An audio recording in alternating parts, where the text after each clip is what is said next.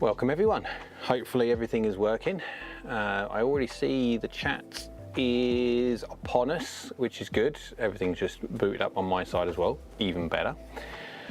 Welcome everyone to the first of the open to all access live streams. And so normally the live streams that I do every week are done by members only, and so the community, the AskGolfNut join community, or the, as Niels who's on there already on the chat, Niels Axelson has come up with, well, the name. I've just added a little bit of logo.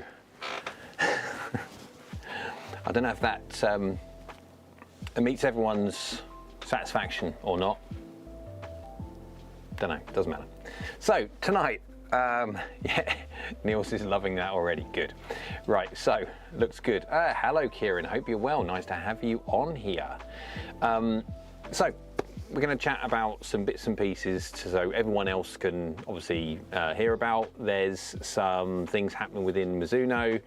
Again, for the guys that have been with me when it comes to members, they already know some of this stuff because we've been discussing leaks and of all different types of equipment, etc. And I've also got some other equipment that the members know about anyway, behind the chat here. I'll go get them in a minute. You can possibly see them when I flick over screens. You'll probably see them in a new bag. But Martin says, well, I tell you what, let's go through the chat first before we getting into anything too deep, because I do want to discuss some. Yeah, we'll talk about this. So,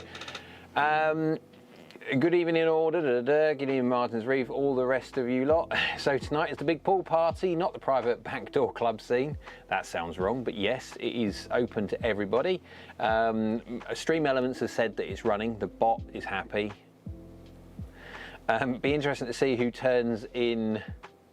It'd be interesting to see who turns in. Yes, that will be. Hi Jay, hope everything is keeping well. Very well. Very well. Very busy, but very well. Yeah. I've got lots of stuff to do. Apparently Wilson, here we go, there's a little update for everybody before we start. Wilson sent me an email. Hello Mr. French, how are you? Hope you are well. Nice to see you along. So unfortunately the guys that obviously haven't joined the channel are picking up the live stream when it comes to the well, the members, we discussed what was the fair way to do it, and the fair way that was everyone decided would be a good idea was the first Monday of every month is going to be free for everybody to review. So again, it gives an opportunity for everyone to watch, join if they want to, interact if they want to, and then of course the weekly stuff, and also not the secret stuff. It's not necessarily secret, but the stuff that goes on behind the scenes, the members get a little bit of chance to get a sneak peek and stuff. So yeah, there's other perks and stuff on there as well. But so welcome everybody, and you're right, it will be interesting to see. So today is going to be potentially a slightly longer one to give everyone the opportunity around the world to ask their questions and stuff. We have a itinerary, we have a schedule of events of what we want to go through, or what I would like to go through today. And then again, that will be interjected by all the different bits that you guys want to add in as the stream goes on. We have to discuss Ludwig Aberg, yep, at some time. Yes, we can, definitely. We can even get the Google up, because I've got the Google up anyway for some other bits that I want everyone to talk about and stuff, and have their 2 pence worth when it comes to what golfers, real everyday golfers, think. But yes, right, let's go have a quick look in the background, see if I can. Yes, I can.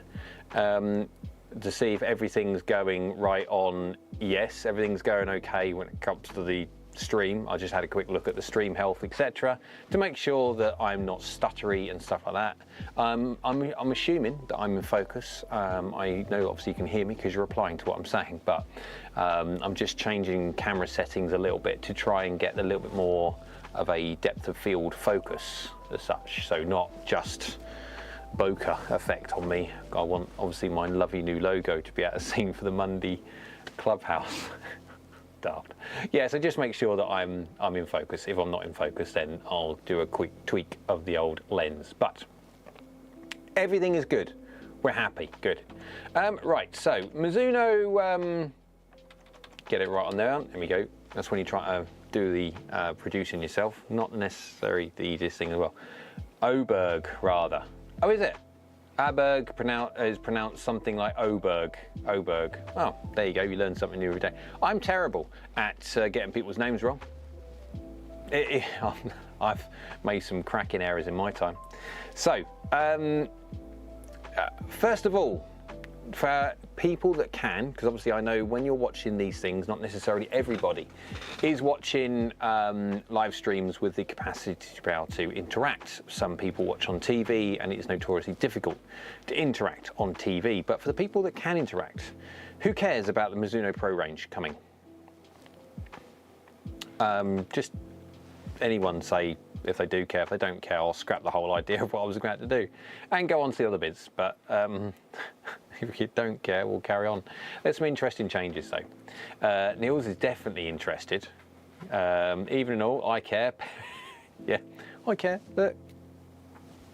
Hello, Chris. Hope you're well. Even in Jay, hope well. Yeah, we are. So for people as they start joining in and start to see and ask questions and get involved and stuff like that. For anyone who wonders why, when they're looking at the chat section by the side of me, why some people are in one color, some people are in different colors, and some people are basically gray. So the people that are in gray denote the fact that they are not physical members of the channel, and so normally when it comes to live streams they wouldn't be able to watch them, but because this is a open access to all, every first Monday of the month, there you go. Very interested. Okay, so the good news from last week's live stream. I wanted to clarify something for the Mizuno Pro 241. Now, everyone knows who's followed me for a while. I'm a blade player. Again, is there any point in playing blades? Is there any benefit playing blades? Does it hurt your score if you play blades over something which is slightly more helpful? It's a really very, very good question. I just like playing blades. I've always liked the small profile, I've always liked the feel, I've always liked the shiny look. Again, playing golf is a myriad of things. It's not just a physical hitting of a golf ball, it's a lot of it, but a lot of it is how you look at your bag, how you see your bag and see what you use and taking pride in what you have, or yeah, it depends on what type of person you are. I love my blades, and so there was a question mark, and I'll go back onto the same information that I did. Adrian, evening guys. Hello Adrian, hope you're well. I'll go back on the same information that we went through last week, and it was a concern for me more than anything else that 241 was not going to be chrome, and if it wasn't going to be chrome, I was going to have a cry, because for me, blades, especially a Mizuno blade, needs to be chrome. I mean, going back to like good old days of yeah, MP5. Possibly one of, if not the nicest looking blades of all time. Answer on a postcard too, I don't really care. Now I'm testing out my focal length thing. Look at that, what do you think? I personally think it's one of the nicest looking ever blades, just ever. One of the nicest feeling, blah, blah, blah. So yeah. Now, everything's subjective. Some people like it, some people don't. And obviously there have been, I did actually play a set of Callaway CF16s, which Apex CF16s, which are player's distance. And over my MP57s at that time, because I still played MP57s. I loved those golf clubs, still got them, but I loved those golf clubs. The feeling was great. I've just noticed that I'm not That's not updating. There you go, updated. So I've just got to keep an eye on that every so often. Unless I don't interact with this window of which you can see my mouse moving, it fails to update on the screen. Yes, so they were great golf clubs. I tested, was there a statistical difference over a year playing from the information that I captured the year before, and I swear I did a video on it many years ago now, and then any difference from 1 year to 1 year. Did I score any differently? Did I hit the golf ball any differently? Did I hit different greens more often? Did I hit more greens on average and stuff like that, with a slightly more forgiving, slightly higher flighted, slightly stronger profile lofted, that kind of idea. Neil says works with sharp focus, smaller aperture I assume, for background and equipment close-ups alike. Yes, so when you do that, so Niels is absolutely on it, when you're using a wide F number or a big F number, to trying to get the depth of field that you need to try and keep everything in focus. Now, generally speaking, I always run on my cameras, I'm running at sort of F4, F5, just so I can keep a little bit of bokeh and a bit like that. But again, when you're trying to keep something, but then the problem you've got is light. So I'm having to use a lot more light today, and hopefully it's coming across okay. That's why I wanted to wear not like massively white things, so I didn't confuse the heck out of the camera. That's coming through, that's good, that's right. So, Alistair says, evening all, with a, I don't know what that means. Welcome. And Kev's in the house saying howdy. Howdy Kev, hope you're well. How has your week been so far, being it's Monday? How does the start of the week go for everybody? But yeah, so I didn't really see much, if any, statistical difference between the CF16s and MP57s for me at that time, many moons ago. And so I didn't keep with them because, yes, the CF16s are a great golf club. I mean, any player's distance iron, especially, I mean, they were great. They looked, that's the reason why I tested them or tried them out, demoed them, was the fact that they've got a really stubby blade length. They're not too massively long, and I'm a blade player, so I don't like big golf clubs. But they had a stubby blade length, and they had quite a bit of help. And they did make a bit more of a noise. They did, a bit more of a click, a bit more of a pa-chong off the face. And they went higher a little bit, not much, but they went a little bit higher. But because I don't need that, statistically, for me, it made actually no difference. It made no difference to scoring, no difference to greens in regulation or anything else like that. You then flip that though, and then put that on the basis of someone who doesn't swing so quick, needing a bit more help from loft, or from launch, sorry, and then potentially yes. So, but that's the test I did. So I'm a blade player. So again, when it comes to the 241, I had to find out this week if it actually was going to be a chrome lovely like we know and love from blades, and it is. So Martin said, why did I just have a ad turn up?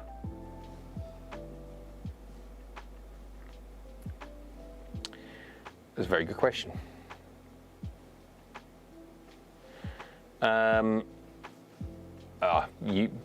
YouTube's one of the wondrous things that we have. Was it, how long was it? Was it like a skip this, or was it one of those 7-minute long, whatever you've been scrolling through your internet browser earlier as? So yes, and that's an interesting one. So if that's going to be an ad, that's going to be irritating, because obviously that means then if you were watching this back, it would just then stop where I am and then rejoin. You're going to move, okay, 5 seconds. I prattle on in between 5 seconds. You're not going to miss much. I'm not one of these guys who gets straight to the point and then move on, straight to the point and move on. I like to try and detail everything as best I can do. Neil says no ads here, but I'm premium. Should not it? Yeah. Neil's is kind of by saying that's going to everybody. That's what you get for not getting premium. No, but it's true. And if you do watch a lot of YouTube and stuff like that, yeah, you could argue that YouTube Premium is the way to go, because ads are just ugh. Now, obviously, from a business point of view, I don't know. I mean, obviously, people that paid YouTube Premium, then also that part of the money that people pay at YouTube Premium goes towards YouTube for them, obviously, to continue their massive servers. They must have some serious servers to carry all this, all the videos on there. But and obviously, then they also give it to the creators as well as a. But I don't know how the breakdown works. But back onto golf. So yes, the 241 will be Chrome, which is good. So let's go. Should we do the Mizuno Pro first? We'll do all the information with Mizuno Pro because I've been chatting with Mizuno, and so of course there's certain information I've got to be careful. Obviously, I can't say because a lot of it, well, a lot of the information that I've now found out is massively embargoed. Like, do not say under the penalty of golf death. But I can kind of give a little teaser about certain things. Chris Voschel seems to suggest that they are steering away from chrome as it's too much in full sun, and they have moved towards brushed chrome and satin finish. If I would agree, definitely for the 243, 245, do whatever you want with it. If you want to, I mean, I do like the 225 because it was brushed chrome. It wasn't satin, absolutely not. And it was still fairly shiny. I've got one around here somewhere. Where is it? Answer in there. Okay, I've got it there. I remember now. And it was quite nice. So if I was to move between 221 and 225, obviously apart from the fact that it does look a bit bigger and stuff like that, but not massively. Top lines are thicker and stuff like that. So you definitely knew you had your 225 in your hand, not your 221. But it was fairly seamless. There wasn't a huge, I mean, obviously there's chrome, like double chrome in chrome, and you've got the satin, and then you've got your brushed chrome. So there was a transition, but it wasn't bad. I will be a little bit, because obviously I would love to go 5-2 pitching wedge in 241 and then carry on my hybrids and stuff like that. And also the T24 wedges, more on that in a little bit. When it comes to 50, 54 and 58. And however, I also understand that as I get older, I'm finding it harder to keep up with my 91, 92, 93 mile an hour, depending on how flexible I'm feeling that day. But let's say 91, 92 miles an hour. I find every single year it becomes more difficult for me to maintain that speed. And so why make golf harder for yourself? We all know that game improvement irons launch the golf ball like for like higher. Yeah, I did a test recently testing testing workability, and if anyone wants to know that, obviously I'll pop that in the comments, or I'll pop it up on, I can't pop it up on screen. I could do if someone else says, Bill, just get that up on screen for me. Yeah, no, I'm doing this myself. So unless Axel, if he can, Niels Axelson, if he can, as he's got a spanner, and that's not saying that Niels is a spanner, not at all, is the fact that Neil is a moderator of the channel because he is just so blooming helpful. I done a video, I want to say a week ago, I don't know, I lose track of things now. Basically saying workability unraveled, unveiled, whatever it was. Where I tested workability, the classic thing where blades move the golf ball more than a game improvement iron. A game improvement iron keeps the golf ball straighter. And so I wanted to test that. So again, for guys that don't know how long my videos take me to make, they take me a long time to make. Trying to get the same information, delivery information, strike information, across 3 different golf clubs, 3 different design of golf clubs, to ascertain if there's a tilt axis difference, curvature in a golf ball. When you display face or opened or closed, man, that, yeah. I'm never going to get enough thumbs up for that. I'm never going to get enough video views on that one to make that worthwhile, but I really wanted to do it anyway. Google says all 24 series, 24 series are satin finish. If that's correct, Minley, hello Minley, hope you are well. Thank you very much for joining in. Welcome to the, thank you Niels, you are, look, so anyone who wants to know, Niels is very kindly, he's just Yeah, thank you. Very kindly put the URL to the video that I did testing that. But we do know that workability works in 3 dimensions. It's not just left to right, right to left curvature, it's also flights as well. And so with the Lee's in the house, hello Lee, hope you're well, nice to have you along for the free Monday night or Monday Clubhouse. It's not Monday night because depending on where in your world, if you're in America, then obviously it's not night yet. In the UK, well, it's not night, it's evening, but you kind of get the idea. So welcome along anyway. But yeah, if that's the case, then I'll be really upset if the 241 is chrome, if not, sorry, is satin finish. I don't think it is. I got the, well, the word I got from someone who hasn't physically seen it but knows a lot about it told me that it's the same. We won't know yet, obviously. I will be seriously unhappy if it is not chrome. So, yeah. What was I talking about before? There you go, got me already. Workability, yeah, so obviously it works 3 dimensions, not just curving the golf ball left to right and this classic thing of game improvement irons, keep the golf ball straighter, and blades are more easily turnable, as in fade and draw.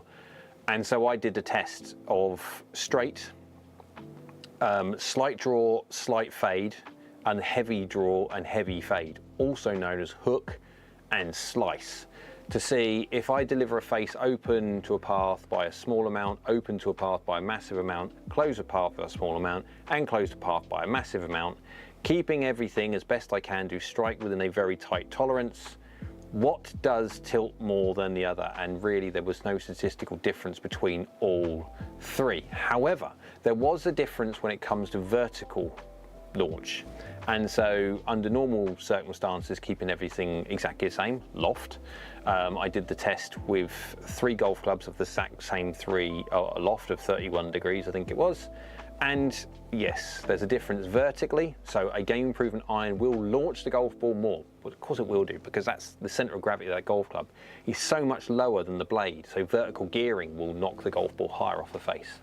But yeah, so I'd be, even I at my age, and I'm not old, but I'm getting that way, find it difficult every single year, more and more difficult to keep the speed up. But even I thought about going 5-6 iron into 2.5 or 2.45. So it will be interesting to see what happens with the 241, 243, 245. So let's talk about the 2.4 series. So sorry for you, the 241 on Mizuno's JP website looks distinctly satin. It does, that's what gave me the earlier, and then so I had to speak to Mizuno and my contact at Mizuno to ask the question, is it really satin or is it chrome? And the words that I got back was, it hasn't changed, it is the same finish as the previous one, within reason, verbatim, word for word. Within reason. So let's have a little look at my Chrome tab, which is not that one. Bear with, hang on 1 second. Okay, it will work that way, but I have to go that way first and then go that way. Yeah, cool, right. I can now flick that across. Ready, steady, go. Now that does mean, guys, unfortunately this has taken up the entire screen. So now you cannot see me, but you can hear me, and unfortunately you cannot see the chat. I will keep an eye on the chat, so don't worry, you can keep on messaging, you can keep on saying what you want, I will see it. There you go. Right, so you can see the Mizuno Pro 2.4, there you go, that's what you can see. And that's what they will look like, guys. So before anyone wonders, that's exactly what they will look like. I can understand, oh, yeah, could you argue that by the picture, it looks that the 2.41 looks a smidgen shinier than 2.45? I don't know, 2.45 and 2.43 look identical when it comes to finish. Absolutely they do. The 2.41, does it look chrome? No, This is the thing. But then again, this isn't a realistic picture. I don't think. Obviously, it's not. It's not an absolute. I've just take a picture of this and I put it on. So it is some form of generated image. But let's go have a quick look. We're not going to go look at that video. Again, looking at 241, there is a slight difference, but again, I think what Neil's saying is not necessarily wrong. The 241 has had changes. The 245 obviously has had changes anyway because it's on the back of the design of the 241, and it's also had internal changes. And we'll get to that one in a sec. And of course, the 243 is the most visible change of the lot. It does look like a little bit like an i210, and a Mizuno 223 had a little bit of a illegitimate child. So Mizuno go on obviously a lot about grain flow forging, and they talk about the density and they talk about the consistency of the forging. And of course, cast, as you can see on the top, on the right hand side picture, you can see a little bit more well, flecky, I don't know what you could call it, but they're just, it's a tighter grain. Now, does it or does it not feel difference? I mean, of course, if the 923 forged, the 923 hot metal, two different processes, two different, but again, the two feel actually quite similar. Now, that's not the forged feeling bad or feeling hard. That's actually the JPX 923 Hot Metal Pro and Hot Metal High Launch actually feeling quite soft. Now they do that through internal changes for acoustics, but now here we go. The chromium molybdenum steel used in the Mizuno Pro 243, 245, I believe it's the same chromoly as they've used in the JPX 923 Hot Metals. So that will be interesting, because I said that back in the day when I was doing the review of the JPX 923 Hot Metal High Launch Pro and normal Hot Metal, that I said that I think it works so well, the fact that it's 35% stronger and 8% thinner face and all this lot, that they would actually be doing that with the new Mizuno Pro. So it looks as though I was right. But it does mean, obviously, as you can see here, that the 243 and 245 will be chrome molybdenum, yeah, steel, but it's forged, which, yeah. And then there you go, that's the blurred vision or image of what looks like a very satin 241, which I'll be really upset about, but apparently it's not. So 241, very, very quickly before we go into the fun bits, the 241 is the 1025E. It will not have any boron, it will not have any chromoly in it, it will literally just be 1025E. If you can see the red bits against the normal golf club, it basically just means where the 221 and 241 have changed, like you can see on the cheeks side of here, on the toe and also the heel, that it's actually taken away. So they've reduced some of the, well, added some chamfer to it and added a bit more meat behind it. But it'll be interesting to see what it looks like. Have they actually changed the blade length? You could argue yes. If someone was going to get really picky, there seems to be the difference between, oh, yeah, whatever. It's such a small amount. Right, the one that people really kind of care about, because obviously the 243 and 245 are the ones that sell the best for Mizuno in their range of the Mizuno Pro. So this will have chromoly in the 4 to 7 iron, we know that, and then soft forging 1025E HD process in the 8 pitching wedge gap wedge. They've got micro slot. They will continue to have the micro slot with JPX 923 Forge style micro slot, which is basically, as you can see from the second picture, is a slot in the behind the face of the golf club, which then goes all the way basically down to the sole, but not quite. And then of course, then they put a badge over it. That little triangular lump is effectively a badge to stop you seeing the micro slot inside. And the micro slot has changed, so it's bigger, the face is thinner, it's widest and longest and biggest in the 4 to 5. That will be for increased ball speed and also to try and help launch as best as possible. And then as soon as it goes into the 6 and 7, there is a slight change. It's a slightly narrower slot width across, and not as deep by the looks of it as well. And then of course in the 8, 9 pitching wedge, gap wedge, etc., there is no slot, but you've got the transition of soft forging in the 8 and then no slots in the 8, so you can see the transition of metallurgy and also technology as it changes. Right, 245, this is the one with the biggest change. So it's still going to have tungsten in it, it's still going to be a mix, a blend between the chromoly and then obviously the normal 431 stainless steel back plates and 1025E forgings by the right hand side picture. You can see that there. And you can see that tungsten lump. So they've redone the face a little bit to try and make it a little bit faster, etc. But the main story is here, that big old lump from 28.5 grams to 47 grams of tungsten. That's nearly 50 grams of tungsten is in the bottom of that golf club. And so if anyone has seen my video, I'll tell you what, I'll just flick over me very, very quickly, back to me rather than anything else. We can go and talk about that for a second. Hello, I'm back again. So for anyone who has seen my MIZUNO Pro 225 versus the brand new 2023 P790, now I wouldn't say that the 225 did badly, it's just a different performing golf club. Did it come off the face quite as fast as the P790 2023? Not quite. There's not huge amounts in it, there's tiny amounts in it, there's only a few yards in it, but not quite.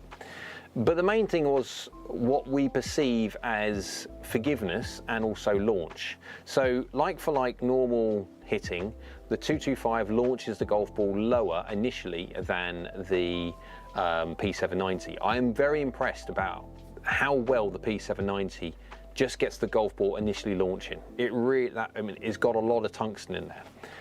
And so the 225 delivers a slightly lower more penetrating flight. Now, again, that's not saying it's bad. That just means that if people are looking for peak height, they want as much height as they can get, we'll go for the P790. If you want something that's gonna have a bit more of a playable flight for a player or something like that, then 225. Again, that's all distinctly down to what your launch conditions are. And then of course, when we hit it low, because there is a mismatch in the amount of tungsten between both of them, the P790 wins when you hit it low on the face, because unfortunately 28.5 grams cannot compete with a brand new P790. But now it's coming, the 245 is coming with near on 50. I'm pretty certain that there will be, the tables might turn a little bit, shall we say, especially on low strikes. It'll be interesting to see what happens across the face, the 245. Always been a decent performer, definitely. But with the added 20 grams of tungsten in there, it will be interesting to see how well that launches the golf ball normally, and then obviously off miss hits as well. So, Lee's asked, is the 241 an improvement to the MP20? That's a really very, very, very, very good question, because remember, blades, okay, if you go back years and years ago to an old school blade to a new school blade, is there big differences between them? Is there massive ball speed differences like for like loft between them? No, there isn't. We're not talking like lots and lots of technology within a blade. It's a slab of metal and there's very, very little what they can do with it. However, what you can do is you can change center of gravity placements and tweaks over time to try and make it much more advantageous to where you need to be hitting it. So everyone agrees that people should hit the golf ball out the middle of the golf club. Not necessarily geometric middle from the point of view of height-wise, because obviously that'd be too high in the face, but you kind of get the idea. Now, actually, that was the wrong thing to do, because most blades, especially blades of yesteryear, did very much so have their heel, their strike, their effective middle, their sweet spot, effectively heel biased. And so by hitting the middle, you were effectively hitting it slightly toey and not getting the right amount of efficiency. I have lost count of how many wear marks I've seen of good players through the passage of time that have had their strike marks worn out very fractionally out the heel. Now, as time goes on, everyone tries to hit the middle, and so golf clubs have changed and so everything is much more now. Hosels aren't nowhere near as big as they used to be. They've shortened down a little bit, and so therefore it moves the centre of gravity. Now, of course, what they're trying to do is tweak centre of gravities a small amount, a very, very, very small amount, and because there's very, very little you can do with the blade. So, is it better? I would hazard a guess already to say no. Does it look better? Does it look more balanced than the MP20? Bearing in mind, I still play MP20s. Yes, because an MP20 had that toe relief on the back, but then was effectively a straight bar across the back. So it looked a little bit kind of mismatched. I argue to say, actually, if anything, that there was possibly the most balanced Mizuno they really ever made. I mean, they've got equal amounts of toe and heel relief, and hopefully, I'm really hoping it goes back to more of a MP5 looking iron. So how much is that? How much is that compared to 790? So Neil said, how much is that compared to the 790? 790's got, what did I say, it was 40 something odd grams in there. So in a P790. So it will be a lovely matchup. It will be. It'll be an interesting matchup because you will have distinct feel differences, because again 241, 243, 245 have all got copper underlay still, so there's no difference whatsoever in that. I'll just flick over there so it reboots up. There we go. But yeah, so my mind says, I wonder how much improvement they can bring to each golf club. For the 241, it must be mainly aesthetic.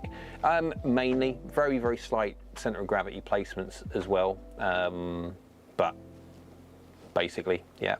What they'll do with the blade, it's really interesting what they do with the blade, is obviously you've got very bright people which know what they can and cannot do to an iron and not mess it up.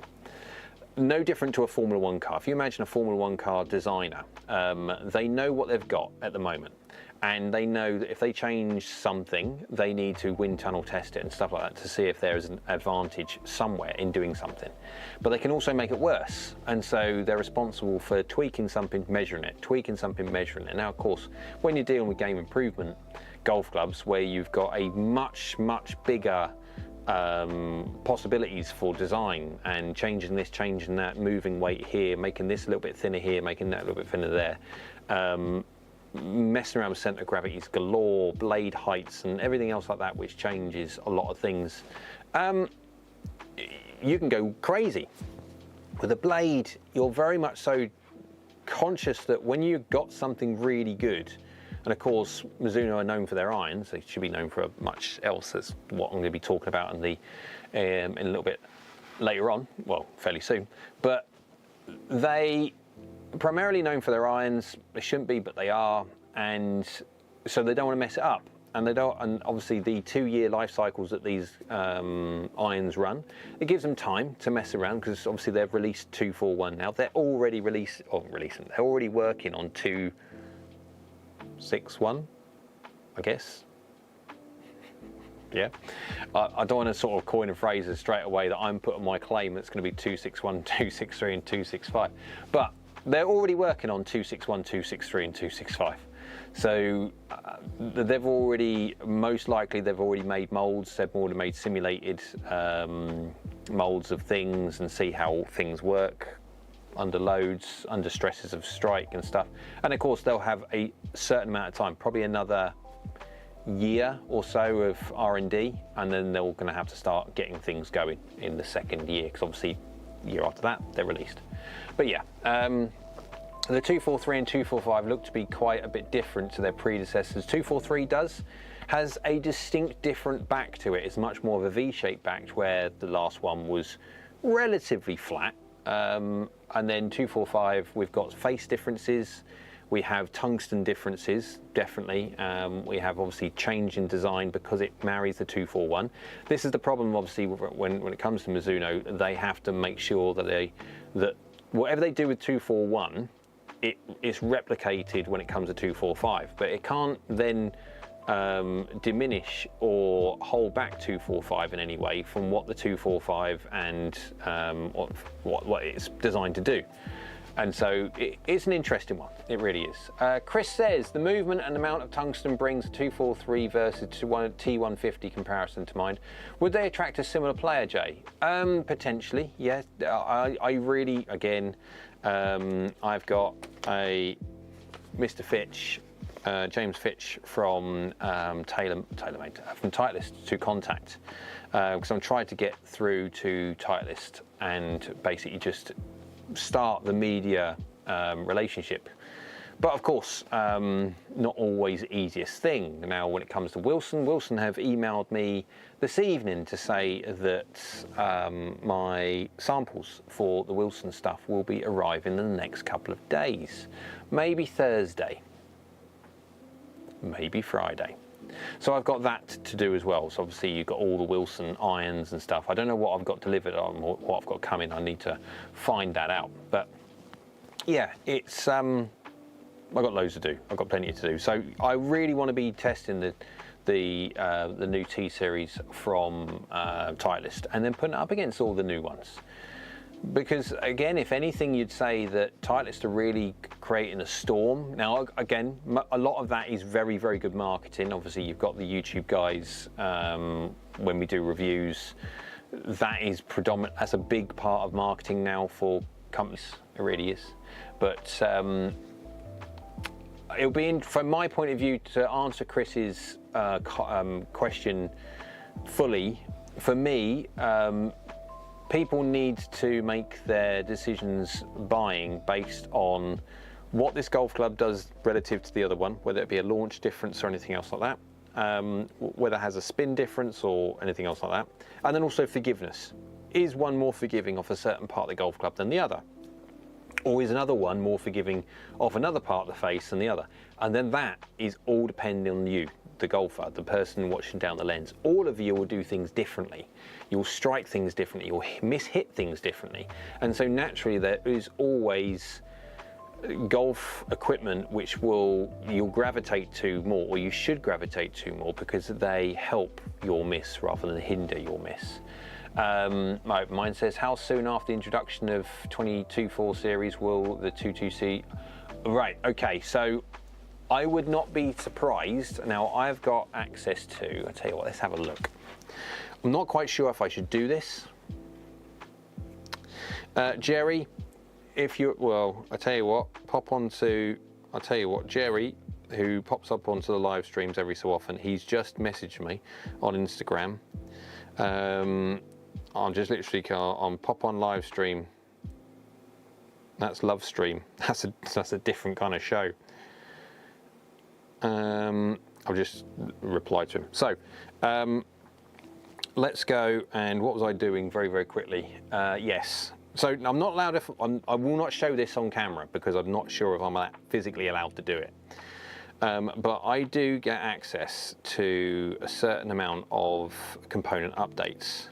Now, the only problem is the last component update Mizuno did, right, soon freely given out to people, is the 10th of July. Yeah, well done. But to answer the question, let's have a little look what we've got. So this is back in July, so we are now 2 months down the road, so this is different, this is wrong. 225s are in stock, 223s are in stock. What will be the left-handed 223s? Yeah, they're in stock, and then obviously the 241. So it's a shame, because obviously it would be really nice to have an updated report, but there isn't one. So, but what will happen is, no different to when you had T22 and T24, before T24 arrived, and T24, the wedges have already been released. Yet there is very, very little in the way of any form of reviews done by anybody, because the media samples have not been sent out. And so actually you are in a position, the viewer, to actually go to your local Mizuno stockist and see a T24 before the YouTube guys have even had a chance to review it. Yeah. Jerry's on the hat. There's Jerry. I am here live also. Helps when you have dual screens. There you go. It does. Right. To answer Robert's question, in my mind, I think it's, yeah. How soon after induction? You will find before the, let's say January. Let's say that January is going to be the time that the 2.4 series is out. You will, December, there will be a flurry of emails from Mizuno, possibly November, saying that we're running low on this, we're running low on that, we're running low on this, and we're running low on that. Just be aware, if you're going to do a fitting, be aware we have no 3 irons left, we have no this left, we have no that. So, and then potentially what you'll find is that after a certain amount, what they'll do is they won't run anymore, they'll keep them for the moment, keep them in the back as such, and so if they have any breakages or anything else like that, they might be able to do the odd golf club here and there for the odd person, should something happen. But then very, very quickly they'll be gone and it will only be 2.4 series. Pete's in the house. Hello Pete, hope you're well. I'm currently playing a set of Mizuno Pro 221 223s and Titleist T150 T200s. Not at the same time, obviously you have too many golf clubs in the bag. That's not legal. The T150s are more akin to the MPs. The T200s do not have the same feel sound. No, they won't, absolutely, because the T200 is a hollow-bodied, tungsten-filled Goliath, and effectively they are the player's distance iron. They will give you a clicky sound. Now, to say that's right or wrong is to say, because I have had negative feedback in the past when it comes to my comments of my want to continue saying about feel, sound. Some people care, some people don't. So I've now changed what I say when it comes to the feel. I would always give what I perceive as feel of this and sound effectively. But I always now say that some people care, some people don't. So it just basically saves me from having to, a barrage of people that don't care. Oh, you keep talking about feel. Oh, it don't make no difference to me. Well, it's fine then, just don't listen to it. So I just now put a disclaimer. If you don't care about feel, just ignore what I'm saying. Some people do, but yeah. Right. St. Cruisin, have they kept the lofts the same? My 225s don't need strong lofts, so they are exactly the same. The lofts have not changed for the 221, 241, 223, 243, 225, 245. Try and say that when you've had a few. So Jerry. Jerry. Shall we have a little chat about Jerry? But first of all, Jerry, do you mind me having a chat about you first? I mean, again, I won't do this live. It's not fair of me doing this live if you'd rather, yeah. So, St. Cruisin, the 248 is apparently 30 degrees of loft for 7.9. It is, yeah. There is no difference in loft on all of them. They are 34, 32, 30, and obviously all the gappings in between. You have got gap wedge for both of the 243, 245, and you've also got, I think, I want to say something like you haven't got the option of a 3-iron and a 223. You have a 3-iron option, a 241.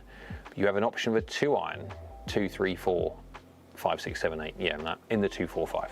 That's off the top of my head. Jerry said no problem, good. Dave says, hang on, Min, so there we go. Min Lee says, when's the official release date? The official release date, I can't say exactly what the date is because I haven't been told that I've been allowed to say it. Although it's not in 2023 and it's really, really close to the start of 2024. So without actually saying a date, you won't have to wait long, put it that way, before we go, Happy New Year! And there'll be, within a very reasonable short time after that, there will be a release. Well, media embargo will be lifted, and so you'll see a rush. Right, Pete says, follow up. I played the 2021 T100S and T200 irons, and the 200 was absolutely terrible feel and sound. The new T100 is much better in that sense. Yeah, I mean, they've listened. Titleists are not stupid. They've listened to the feedback. I mean, don't get me wrong, the T100, T100S and all that, they were really very, very good. They've now brought everything in a little bit more into line with a little bit more, rather than S's and not S's and stuff like that. It's a bit more in line now, but effectively, there's the same golf clubs within reason. It's just a case of they've listened, and sound, feel does matter. People say it doesn't, and for the guys that watch my YouTube stuff, and for the guys that watch this and inevitably comment saying, "Oh, I don't care about feel. Why do you care about feel?" If you don't care about feel, that's absolutely fine. I'm not saying that people should care about feel. If you don't care about feel, then brilliant. If you do care about feel, then brilliant. But saying that I shouldn't care about feel, or I shouldn't make that much of a deal about feel, is not being necessarily that respectful for a person who does care. And so they're not telling you not to care, so why should you tell them? You kind of get the idea. We're over 50 watching. Are we watching? I haven't really watched. I haven't really. Yeah. We are, possibly. Yeah, nearly. We peaked down. 56 was the most concurrent viewers we had at one go. But right, so anyone who, very quickly, so obviously this is open all access to everybody, and so normally live streams are for members only. Every week on a Monday are a members live stream. If you want to give Jay a thumbs up, guys, come on. YouTube likes it, so do I.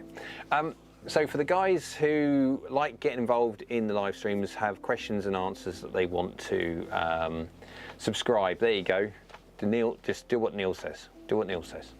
But for the people that are in grey, for the people that like watching, and for the people that like these live streams, and there's direct access to me, question answer, then. If you want to get involved in them, you have to be a member of the AskGolfNut community, and I think you can see by some of the comments down there, the people that are in blue and the people that are in green, that we are a very useful, very handy, very pleasant, very respectful, polite bunch. There's no such thing as a daft question, because I've had some daft questions in the past, and because we all start somewhere. So for that though, you have to be a member, and to do that, if you want to go up to the top of my homepage on YouTube, and there's a join button next to the subscribe button, or if you're on mobile, I think it's just underneath the video near the description, you can have the option to join as well. And you've got different tiers, and the option just to be involved in the live streams is the very first one, and so it's the very cheap. You don't obviously have to look at all the other ones. There are other options on there if you want more direct help from me, and there's been quite a few so far that have opted for direct help from me, with their swing and stuff like that, which has gone down really well. Don't know who you're talking about there, Jay. Martin. Yeah. Yeah. So again, we have different people are on different tiers, etc. But effectively, you don't have to be on an expensive one. You can be on the entry-level version just to get access to the weekly live streams. And during the weekly live streams, I kind of give little snippets away of certain things that are happening. It's up to you. It's absolutely fine. So, where were we up to? Where were we up to? There we go. Let's refresh the link. Refresh the old thing. So where were we? Yeah, so yes, Dave. Hi Dave, hope you're well. Thank you very much for your comment. Evening Jay, I have just sent my 225s back for changing to JPX 923 Tour. The 225s were too clicky for me, expensive round that. Yeah, especially 225s were. They are the expensive one of the lot. Right, so it's time, it's now, what's the time? It's now nearly an hour up, and so it is time for a YTD. Eat your drink. Again, I just talk and talk, and if not, I'll start getting croaky. I'll start sounding like Madge from Neighbours. Comment below if you're old enough to remember that one. Anyway, so St. Cruzen says, feel is information, feedback, and important. I personally agree. St. Cruzen, I agree. If you put ear defenders over my ears, yeah, the old, yeah, and so I cannot hear strike, I cannot tell you where I've hit it. I've done, even on videos, yeah, I have done this, and I can do it on blades the best because you have that ultimate feedback, ultimate feel. I've hit a shot live on camera, and I've hit it, and I've gone, oh yeah, it's a bit toey, that one. That feels about 6 mil toe, 3 mil low, and I'm within a millimetre or so. And I have been known to, in normal sessions. Now, again, it's a database in your head, so feel is sound, and sound is strike. And so if you have enough database in your head of what golf clubs sound a certain way when they're struck at a certain point, I've had students in and they've hit a shot and I've gone, oh, that was toey, wasn't it? And they're like, oh, I don't know, as the ball's flying in the air. And I've gone, that sounded possibly 14, 15 millimeters toe. Sound is important to some. For the guys that don't care about sound, is absolutely fine. There's no right or wrong. It's just what you prefer. So, where were we? Pete's saying, great comment about feel. I've been playing for over 40 years. I don't really care about scores anymore. I love to feel the pure buttery feel of a good shot. That's true. I do not care so much if I leave the face open or close to a path and it doesn't hit the green. The only thing I want to do is hit a decent strike. And if I strike it okay, then I'm relatively happy. I just close the face a little bit, open the face a little bit. If I miss the green, then such is life. But I'll be honest, I don't like having a really good face delivery and then miss-hitting it. That's what I don't like, but yeah. So, Martin Drew said that they're all mad in here, wouldn't listen to any of them. Yeah, they're all mad. Trevor, hello Trevor, hope you're well. Would have, but just got fit for T 200s, 789 pitching wedge gap. Only use woods after that for me, an old senior who used to play blades in my younger days. Yes, that's very, very true. And so I would say, actually, for me personally, what I will do as I get older is I will, inevitably, I will continue with my blades, no different, and I would just transition out of them earlier. So at the moment, I used to be years ago, years and years ago, I used to be 2-iron. That got to a 3, and then a 3 fly high as such, as in a helpful 3. Then that got to a helpful 3 and 4. Then I dropped the 3 and the 2 and got into hybrids. And then the 4 dropped, and then a 4 hybrid went in. That's at the stage I am in now. So you can understand, it doesn't matter where you are in the world of golf, it's all down to speed. If you've got the speed, your transition can happen later. If you haven't got the speed, the transition must happen sooner. If not, you're going to get some really bunchy flights. Tigers Mundo. How much how much feel difference and distance than my current MP29? Oh, MP29. What, 241 or to MP29? Really, very good question. So, this one, the MP5, yeah, was the last bastion, shall we say, of the old school. Ah, Niels, you are very, very kind. Stay hydrated. YouTube Fund of YTD. There you go. I've got to stay hydrated, the match amount I talk. But the MP5 was the last bastion of old school forging, soft forging, before they changed their forging process to be more consistent. Now, being honest,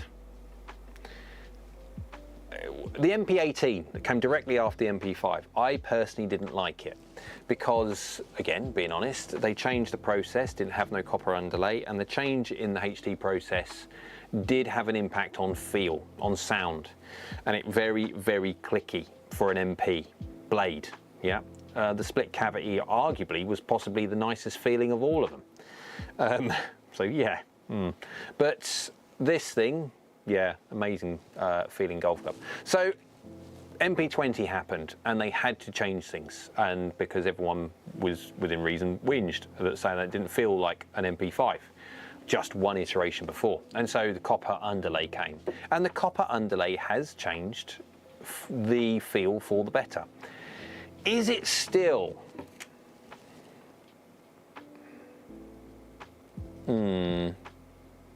I don't think it.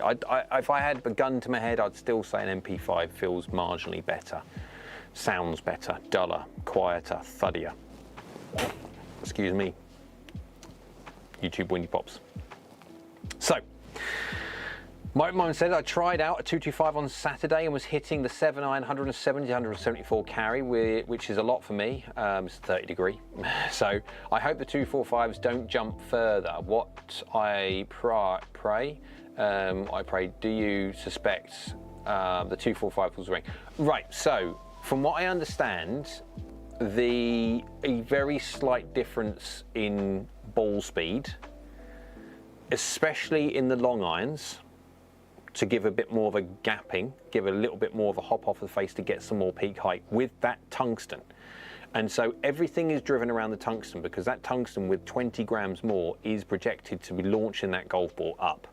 And so they need to do a certain, or it is advantageous now to do certain things within the launch window with an increased amount of tungsten. You have advantages potentially, and the advantages absolutely is long irons. Not so much in the mid irons, and of course in the short irons you don't want ballooning flights. So it will be an interesting change. Whether they move that 47.5 grams or 50 grams of tungsten vertically in the head relative to the center of gravity placement required will be an interesting one. Niels, thank you very, very much, by the way. It's very, very kind of you. It is always good to stay hydrated, everybody, even you watching me for hours on end, because the live streams, to give them a chance for everybody to watch, can go on for a little while. And so people will naturally drop off and people will naturally join, depending on what point in the world they are, what time frame on, they're finishing work or having tea and stuff like that. And so, yeah, you always have to stay hydrated. So thank you very much for a... I can say cola. Can I say cola? I didn't mean to say it earlier on that I can't say the Charlie Oscar Kilo Echo, but I can say cola because it's a generic term, apparently. So thank you. Right. When you say 245 long irons, what do you mean? 2, 3, 4, 5, maybe blending into 6. Rule. Perry says, oh, hello Richard, hope you're well. I'll get to your question in a second. Perry says, I'm in my 60s and the 5-iron is occasionally not playing by the rules. I'm not in my 60s and my 5-iron occasionally does not play by the rules either. It only gets worse the older you get, Jay. Thanks. I can see a 5 hybrid coming in at one point. I'd probably go I've toyed with the, I keep looking at that, it's not, it's the other bag. I've had to move around because I've run out of space, so I've had to get another bag. Now, obviously, tell you what, I will show you very, very quickly for just being open and everything. If we don't care about anything else, if I just transition, there you go, right? You can see bottom window, and you can see me here. Right, so bottom window, can you see another bag has entered? And I will get to Richard. Robert's now gone. What Richard said. So yeah, for a little bit of balance, because people have gone, oh, you're Mizuno, and you talk about Mizuno stuff. How do I trust you when you talk about Mizuno? Well, do you know what? Because I'm honest and I'm objective, and I get paid by Mizuno. I just choose a brand that I like. No different to people choose what car they like to drive, or what clothes they like to wear, or what trainers they like to wear. What types of saucepans they've always used, because you kind of get the idea. And so, but yeah, we have a ping bag. We have a ping DLX in there. I like a big ping bag. Well, I like a big ping bag. Pig bag. A big ping bag is due to the fact that I need lots of room to put golf clubs in. And so there we go. There's a little bit of balance to people before everyone whinges. That's not right. Marimind, thank you very, very, very kindly. Just donated €11.99. It's very much so appreciated. Thank you. Right, let's get on to what Richard asked. I just want to make sure, so do it very quickly. Pete says, do you think Mizuno could make the MP line all look the same without the 223 looking like the odd one out, so you can blend them better? Loft is still going to be the biggest difference between everything. It's going to be the one that's going to dictate how you just do certain things. Now, if you're trying to blend the 4.1, 4.3, 4.5, that's going to be an interesting loft. I just get the feeling that I'm not quite perfectly. Doesn't matter. It will be interesting when it comes to the loft. So I'm a great fan. If you're going to go 2.41, go 2.41, 2.45, and have 2 7-irons or 2 6-irons. But the 2.45, whatever the 7-irons or the 2 6-irons will be, the 6-iron, the 2.45, just do it ½ inch longer. That way you can keep all of the lofts exactly the same. You haven't got to bend lofts around, which, remember, when it comes to the lofts and bounces on a Mizuno, bounce on a Mizuno is relatively low, and so by strengthening lofts, especially when you're trying to add a little bit of loft on a 2.45 and then take a little bit of loft away on a 2.21 to meet it, that you do have bounce, you do compromise bounce a little bit and offsets and stuff like that. But my preference is keep everything exactly the same. Don't mess around with it. Don't mess around with the offset. Don't mess around with the bounce. Don't mess around with the loft. Just have 2 7-irons. They look distinctly different enough. Put a different grip on. That's what I've done. And just make sure whatever you do in the double ups on the 7, say 6, or the 6 and the 5 in the 2.45 and 2.41, that the 2.45 is ½ inch longer, so it stays the normal shaft. That gives you your staggering when it comes to the speed as well. So, my friend, when you say to, I've done that one, right, Richard, thank you very much for joining, Richard. Always nice to have you along. Anyone, let's just do a very, very, very quick check. Anyone who's wants to know why they're in grey and everyone else is in different colour, it's because they're members, and so members get a live stream every week. I do a live stream like this on a topic and directly chat about certain things. So if you want to be involved in live streams and stuff like that, rather than only one a month, then pop onto my YouTube channel. Next to my subscribe, there's a join. You can join on there. So, right. Richard, hi Jay, your evaluations and comparisons between different models and makes of iron are the best on YouTube. Keep up the great work. Oh, Richard. That's very, very kind of you. Of course, I'm unbiased. And this is the only occasion I'm allowed to be completely unbiased and say I agree with you 100%. I am the best. No. There are a lot of other golf or YouTube reviewers who do things differently to me. I am a much when it comes to the cinematic style of things, there's a lot of people that make more cinematic stuff. But really, when you actually look at the information that they give, there's very, very little actual tangible content there. It's all there's no brain food there. It's just like the classic TikTok kind of scroll through. You could waste 15 minutes and you don't really know what you just watched.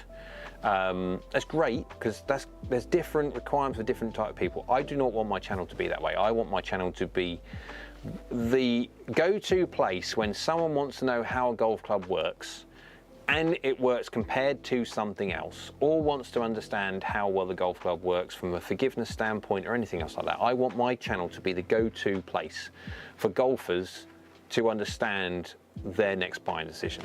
I'm not promoting that you buy everything in your bag Mizuno. Of course, it's a good idea, but no, I'm not.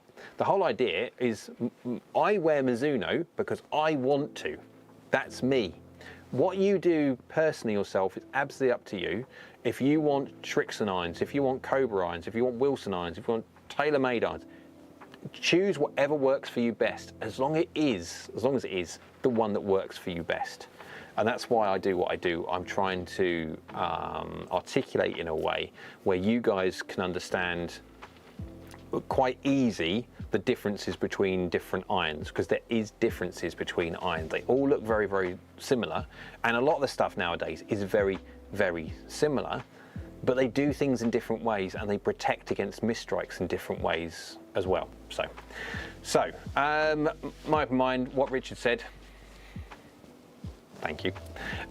Richard, 7 wood and 9 wood, the wave of the future. Yes, the 7 wood especially.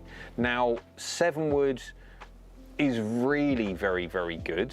I have toyed with the idea of dropping my 3 and 4 hybrid and going 5 and 7 wood. And you'd struggle to say what, because the wood, they just go up. And okay, we've got length of shaft to worry about and stuff like that, but yeah. And then we got the very, very kind donation from Robert, my open mind. Thank you very much. And Jerry, I will get back to you. I will. Nobody else does swing speeds that of normal humans.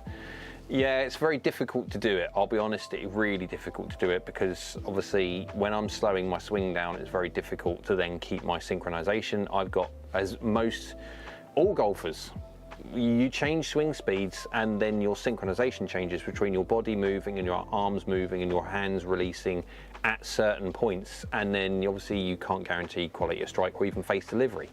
And so it takes a long while to do the normal testing that I do, but it takes even longer to do the testing that I do at slightly slower speeds. And because obviously I've got to dial myself in, and it takes time and stuff. But I'm glad everyone likes it. Tran Mai, just tell me if I got that wrong. I probably did, and I apologise if I've absolutely slaughtered your name. I do apologise, but yeah. If I find a used set of 225s for a good deal, should I snag them up, or is it worth waiting? I don't know how difficult it may be to even order the 245s. Not 425s, that's a ping, but I get what you mean, 245s, based on what I'm reading on forums. I don't perceive there to be, I'm just moving bum cheeks because my left one's gone numb. You didn't need to know that. But I don't perceive there to be a problem with supply initially on the 245. There's going to be a boatload come in, literally a boatload come in of the new 24 series, and so initially there should be no problems. Now, yes, there will be a issue most probably with availability. Mizuno, I think, down to about 15 working days, which is about 3 weeks now, which for Mizuno isn't bad. I know that sounds bad, but it's true. For Mizuno, 15 working days isn't bad. I can remember a time, not so many years ago, so if I was to do a custom fit for a customer and I was to order on the Tuesday, on the Tuesday, that there would definitely be there on the Tuesday of the following week, and sometimes they even got there before the end of the week. Like, wow. No, yeah. So things have changed and things have continued. They're fine. They're 15 working days, which is 3 weeks, sometimes a little bit early as well, within 2 weeks or so, but yeah, things have changed. But is there going to be, the main difference between the 225 and 245 would be if you need help from lower on the face, because that 50 grams of tungsten is definitely going to be helping that. If you need a slightly higher flight, because for the same loft with the weight of the 50 grams of tungsten, that's definitely going to be helping with launch. All depends on what you require from your own self, and if we knew that, then obviously we'll be able to help a bit. Obviously, unfortunately, we have no delivery data or anything else like that. So Pete says, I kept both 7 irons for my 221, 223 blender set. Big fan of that. Over the bending lofts. Did it with my MP69s, 59s eons ago too. Yes, definitely, it's a good idea on that one. Good golf club, 69s and 59s. 69s more than 59s. Richard says, the 2.4 series is well received. Mizuno will make as many as the market can bear. Hold your fire on that one. Pete says, how do you go about trying 7 woods? I never see them in store except with lady shafts. This is the difficult thing. You have to go somewhere which is willing to put their hands in their pockets and buy them in for extra demo clubs. When I was, so before I was doing YouTube full time, when I was coaching and custom fitting full time at Bury Golf Range, and the owner of the range and I worked extremely closely together, because obviously he owned the range and obviously all the bits and pieces there, and I was self-employed from a point of I had a role there, but I didn't want anything to do with the retail there, because as soon as you start dealing with commission and then responsibility of sales and stuff like that, it gets a bit murky. And then am I saying what I'm saying to you because you as a golfer need it, or you think in the back of their head, hang on a minute, you're making commission on this and you're trying to get me to buy another 2 more golf clubs because you're going to earn money on those 2 golf clubs. So I kind of I wanted that kind of separation there. But he was very, very good understanding of the requirements for putting your hand in your pocket and making sure that you had the right amount of tools for the job. And so we did have 7 woods and stuff like that for people to test when it comes to custom fits. And so it is really difficult. It is really difficult. And I feel for people, because it is really very, very difficult. Robert says, my open mind. Can you do a comparison video between Mizuno and Vokey wedges when you can? What are your current thoughts on each? My current thoughts are that I would like to get my hands on the T24 samples, yet they have not arrived, and they have not arrived for anybody. And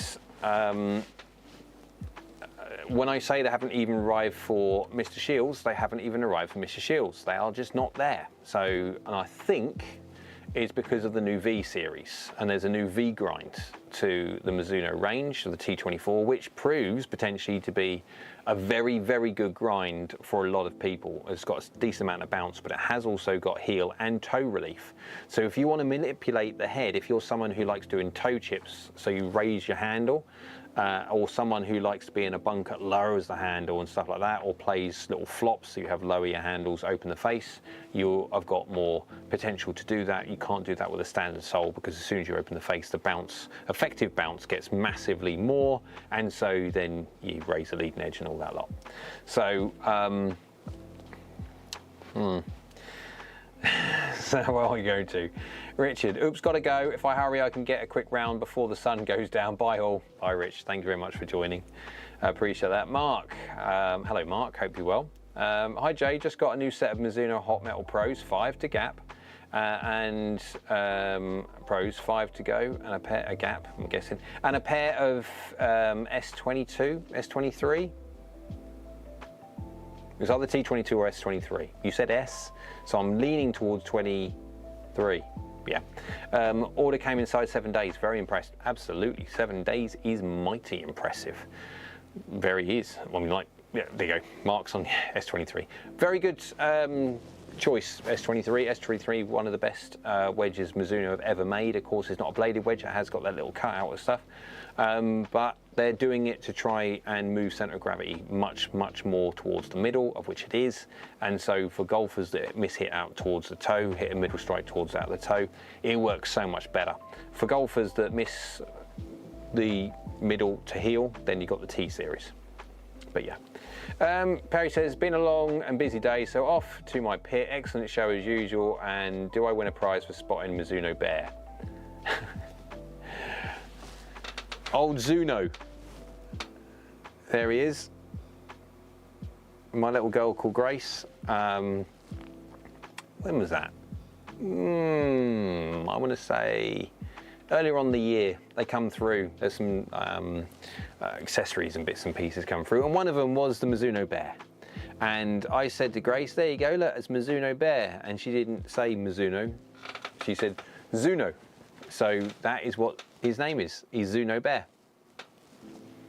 But well done, you win a prize. If we could, but yeah.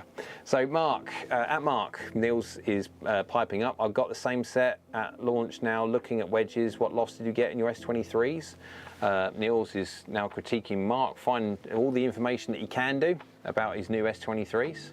I've got the 60 and 56, personally, when it comes to just testing and stuff. Very, very good. Very, very good. YouTube drink. 54, 58. What bounces? So you don't really want to know. So, right, let's have a quick look. Oh, hang on. There you go. Let's have a quick look at something. What was it earlier on?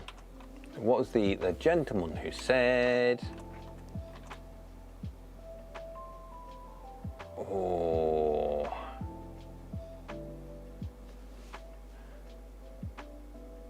Was it up here earlier on? So basically, someone who said they'll just make more of them. Was only make as many. Oh, right, yeah. Richard said. Has Richard gone? No. Yes, he has. Okay, doesn't matter. So I'm going to pick. I'll have to pick Richard up on something now. Richard Bicker at the top says, if the 24X series is well received, Mizuno will make as many as the market can bear. That's not technically true. Why I say that is, and this is where I moan to myself because I haven't, I didn't get this ready to start with, so I'm having to do this on the fly. So apologies now if I get this absolutely, completely, horribly wrong, but I will do it anyway. Media source, whatever, yep, a local file. So this is when you have someone doing this for you. Right. Right, now, if I press this button, I'm not quite sure what will happen.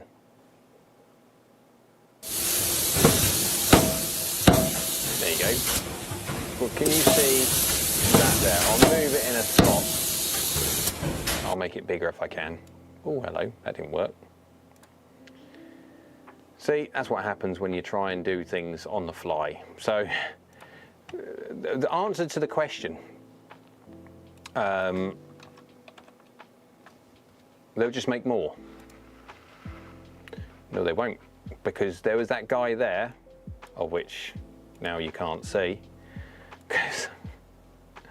There you go. So productions work great on the fly, doesn't it? So I should have really done that before. Doesn't matter. So what that is, and I'll try and do it again. That is a picture, a video of the forging process within inside Mizuno. And it effectively means this poor guy stays in front of this massive 2-ton, I think it's 2-ton press, and basically just spends all day smacking the living daylights out of things. Why does that not work? Well, I hope. So, just in case I can't get it back, have a little look at that. I don't know if I've got it. If I got it to loop. Let's do it on loop. Let's see if I can get it on to loop it.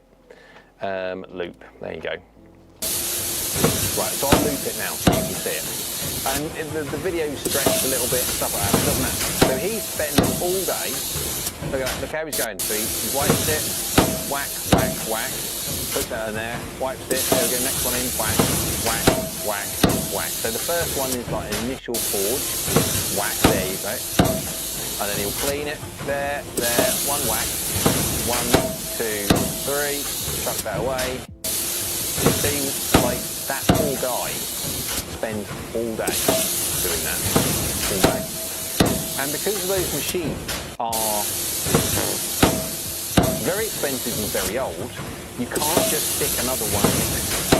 So, Mizuno, in good and bad, have got themselves into a situation of where their creation, their production is that quick. No quicker than that. Because his hands are really, really close to the important parts of that machine. Look how close his hands are on a 2-ton. If I was allowed to swear, yeah. So, I'm not getting involved in that. That is just deadly. So, there you go. So when Richard turned around and says that effectively if the 2-4 series is well received and Mizuno will make as many as the market can bear, he's going as fast as he can. And I wouldn't want to get in the I wouldn't want to be the person saying to him, oh, come on Mike, it's what's the most common Japanese name? I don't know, doesn't matter. Go quicker.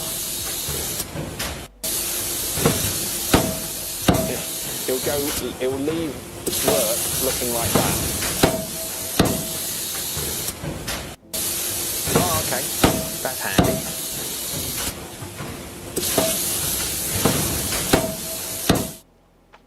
Now you haven't got to listen to the hammer. But effectively, as me just prattling on about the fact that if you should have changed the little things down there, doesn't matter. He's doing that all the time. Bang, bang, bang, bang, bang, bang, bang. You cannot go any quicker than that. So, oh, very loud. Sorry. Didn't proofread that one first. Yeah, just woke up everybody. Yeah, because I've got all my readings down here. Sorry, that's my fault. So, anyway, hope you got a gist of that's how Mizuno make their forgings. Whack, whack, whack, next one. Whack, whack, whack, next one. Whack, whack, whack, next one. And of course, that's go from the billet of steel to the first initial shape of it. And then that'll go to somewhere else, and then they'll do the rest of it and stuff like that. So they've got stages of how they do their forgings. So they cannot go any faster than how they produce golf clubs. That is kind of it. So yeah. Right. Neil says, we're chatting about, Mark was giving him all the information about 58.8 and 54.10. Only a 3-degree gap.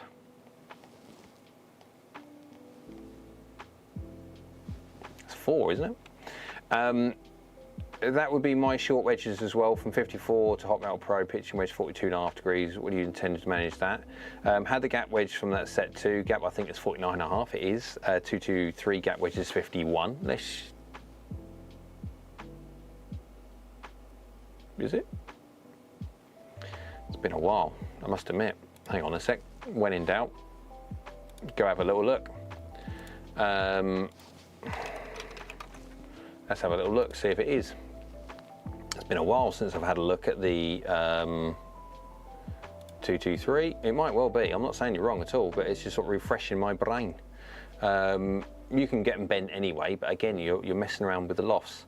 Yes, you're right, absolutely right. Yeah, 46, 51, 41, 36 is because of getting to 32, but yeah, with the 46 pitching wedge. So yeah, it's an interesting one, that one. Sorry about the very loud hammer, but then it is loud in there. So effectively, I'm just trying to give you the ambience of the place. I'm just trying to give you an idea of what the environment is like. It's a very loud environment. Obviously, always wear ear defenders. Your hearing is precious. I ran a forging hammer while going to college. My ears still ring. Yes, Jerry. Right, Jerry, let's get to your question. Well, let's get to it. So Jerry popped me a couple of things on Instagram. Now, there we go, Jerry. Right, so basically to give a very, very sort of like overview of something. So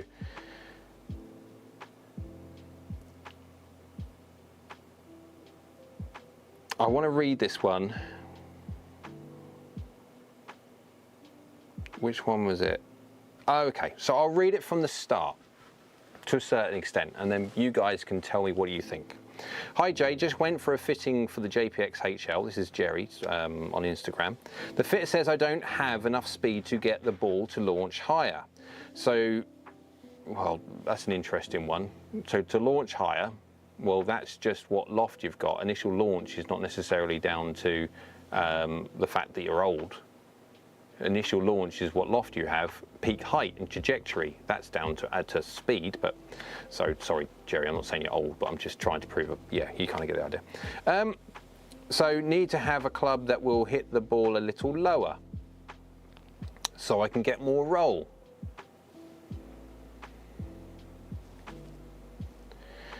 Is this a true statement? Question mark. I try and never miss your videos. Well, thank you very much, Jerry. Thank you very much for that. Is this? I replied. That's literally the first time I've ever heard that said, with a very, very smiley face. Choose clubs that all roll across the floor. Have you got your DNA numbers also? Any launch monitor data? I didn't get a copy of the numbers. With a 7-iron, my total distance was averaging 127 yards, which obviously is not very long, and descent angles 32 degrees with the HL, which is obviously is not very steep.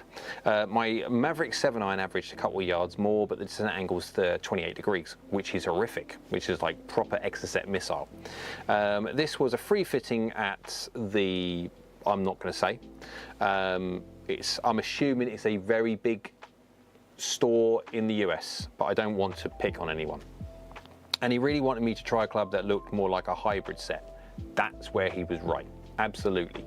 Jerry, you should be looking at something like that. You need as much help as possible when it comes to tech to, get the ball getting up there.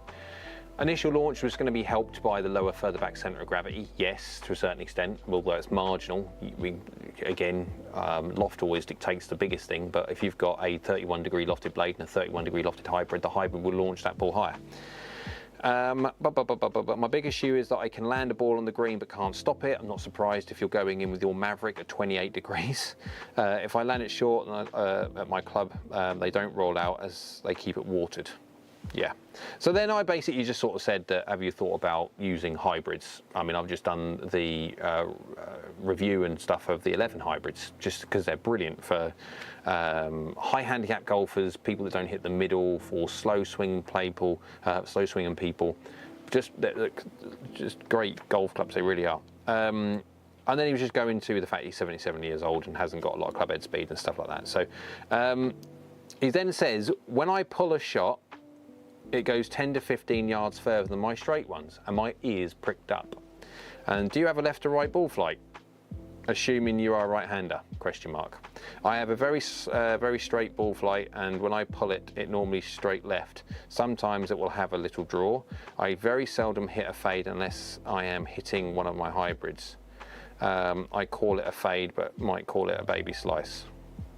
Right, so reason why isn't, so the interesting thing, because I want some launch monitor data, Jerry, to give like a proper thing of this one, but it's difficult because when you pull a golf club, when you pull a ball, it can happen one of two minutes. So let's just say you've got a perfectly straight path and a perfectly straight, so you hit the ball straight, as you say, and it's really difficult to hit a pull unless you have a closed club face slightly and you hit out the heel. So you get kind of like counter gear to the closed face, but you do get a left shot and it just stays left. But then it wouldn't go 10 to 15 yards further because of the inefficiency of the heel strike. But to go 10 to 15 yards further, you need to have a closed face. Closed face, as long as it's twisted around the axis of the shaft, compromises loft, it takes loft off, which then makes the face fractionally stronger, which then gives you your extra yardage. But then that is now face close to a path and it's straight.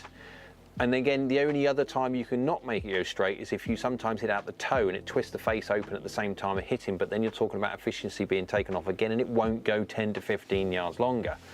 So that's why I saw it as saying, well, club path is slightly across and face just straightens up. And if you're using Mavericks, those Maverick irons are big enough that if you do hit laterally across the face, heel and toe, there will be a certain amount of tilt axis applied to it. Gear effect, massive on driver, but not so much on iron because the centre of gravity is closer to the face. So I'm wondering whether you are gravitating most of your shots marginally towards the toe with a path going across with a face slightly open. And so then you see straight shots as soon as you then have your path which is very slightly across and then your face which is closing, and then you either keep your strike, baby toe, or move towards the middle or whatever it be, then that's why you would go further.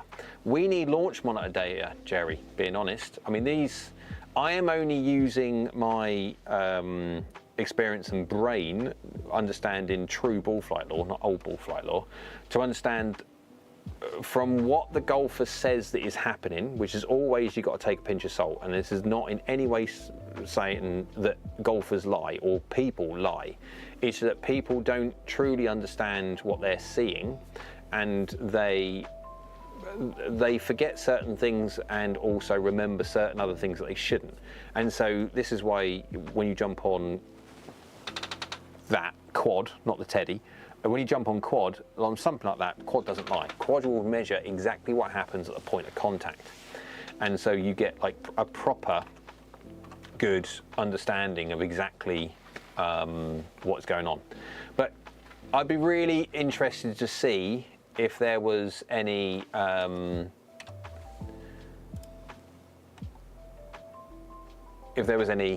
what's it called now? Any path deviations and stuff like that. So, right. Okay. Sorry again for the very loud hammer.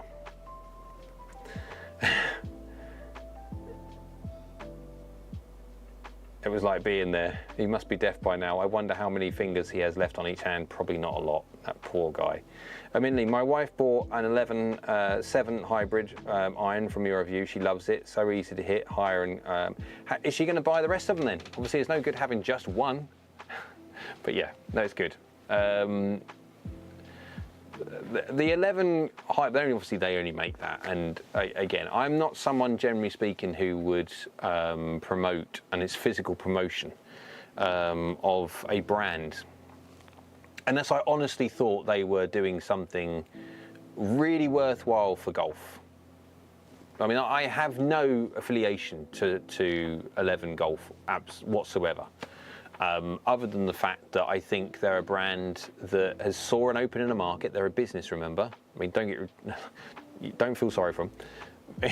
They're a business, remember, but effectively what they're trying to do is they're trying to allow their development of their product to go in a way which allows them to make money, absolutely, but also primarily helps golfers.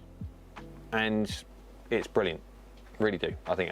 So Jerry says, I will rent a bay at the big box store and get the numbers for you. Are we talking quad or are we talking TrackMan?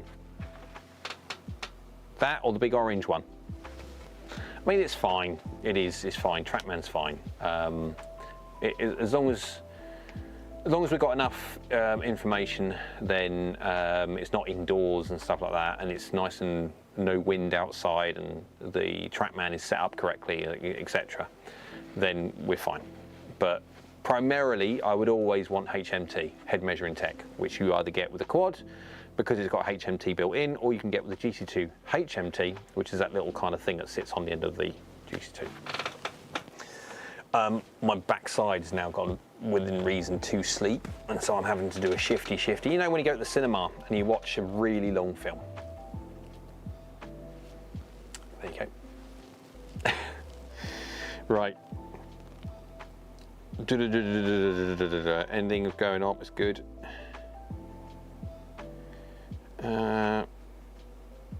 Oh, Niels has actually sent me an email. Oh, he's not to. I hacked my way into stating that I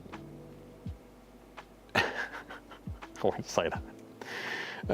Yeah, so Niels has gone onto the Japanese website and actually gone through, because in Japan you can actually buy directly from Mizuno, I believe, and so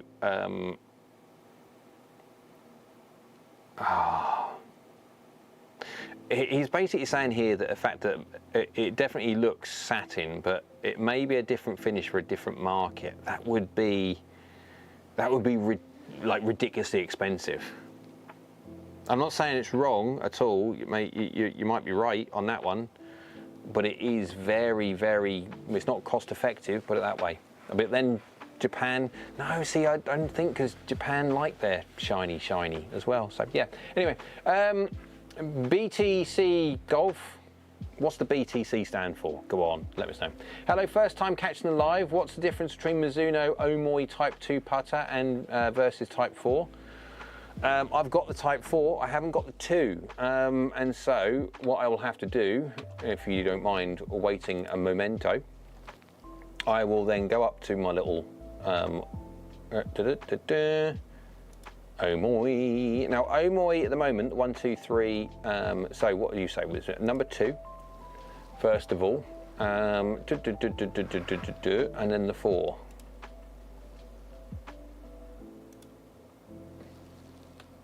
Hang on, because my thing's offset slightly.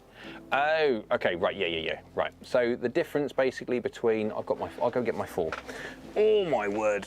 That's what happens when you get old. You get up from although I'm quite happy that I've got up from that chair. Chair's really comfy, but not when you sit in the same spot for the same length of time. Ooh. Now, for everybody that has seen, yes, I still have not taken the cellophane off. I still need to do that. But between this one and the 2, this one is deeper. So it'll be a further centre of gravity back, which effectively the maximum Omoi. No, maximum MOI. So the further you draw something back, in a putter at least, is the hunting stability, effectively, when you don't hit the middle. So when you hit the middle of the putter, there shouldn't be no twist. When you hit obviously into the heel, there's a twist that way, and if you hit on the toe, there's a twist that way. And the closer you get to the effective sweet spot, and not the geometric sweet spot, but the actual sweet spot, there should be little, no twist. But there will be twists, because obviously you don't hit the middle every single time, so you can either teach people to hit the middle better, which is obviously primarily the best idea, or you can actually move the centre of gravity further away from the head, so you get more resistance to that twist.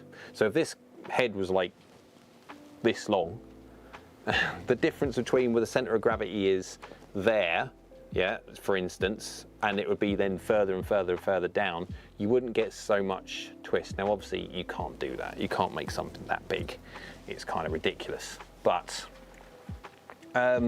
it would be slightly more forgiving from the from missed strikes, but effectively it's not a huge amount. I don't think there's anything. Omoi 6, Omoi 3, where's the 2? There's the 4. Yeah, exactly what I thought. That is more of the, where's that, so that'll be toe flow on that as well. Yeah, 60-degree toe flow on the 2. Was it your 40-degree toe flow on the 2 and 40-degree toe flow on the 4. Yeah, it's just more stable head. There you go.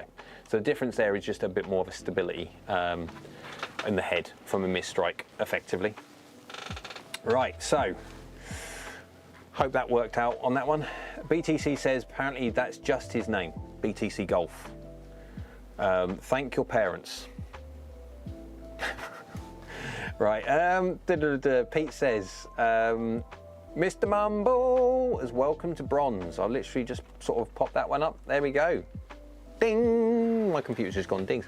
Mr. Mumble has popped on to the live stream and decided that he would like to become a member.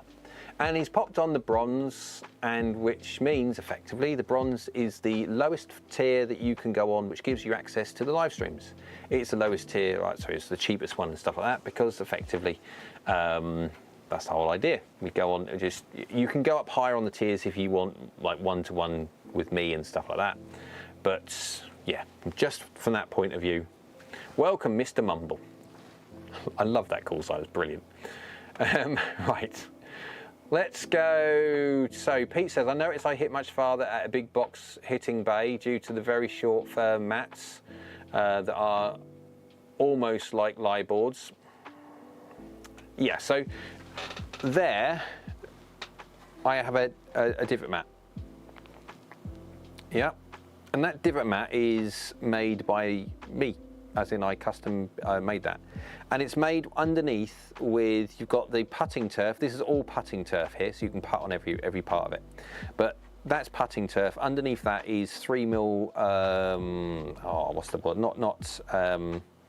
It's not plexi, it's not, what is it called?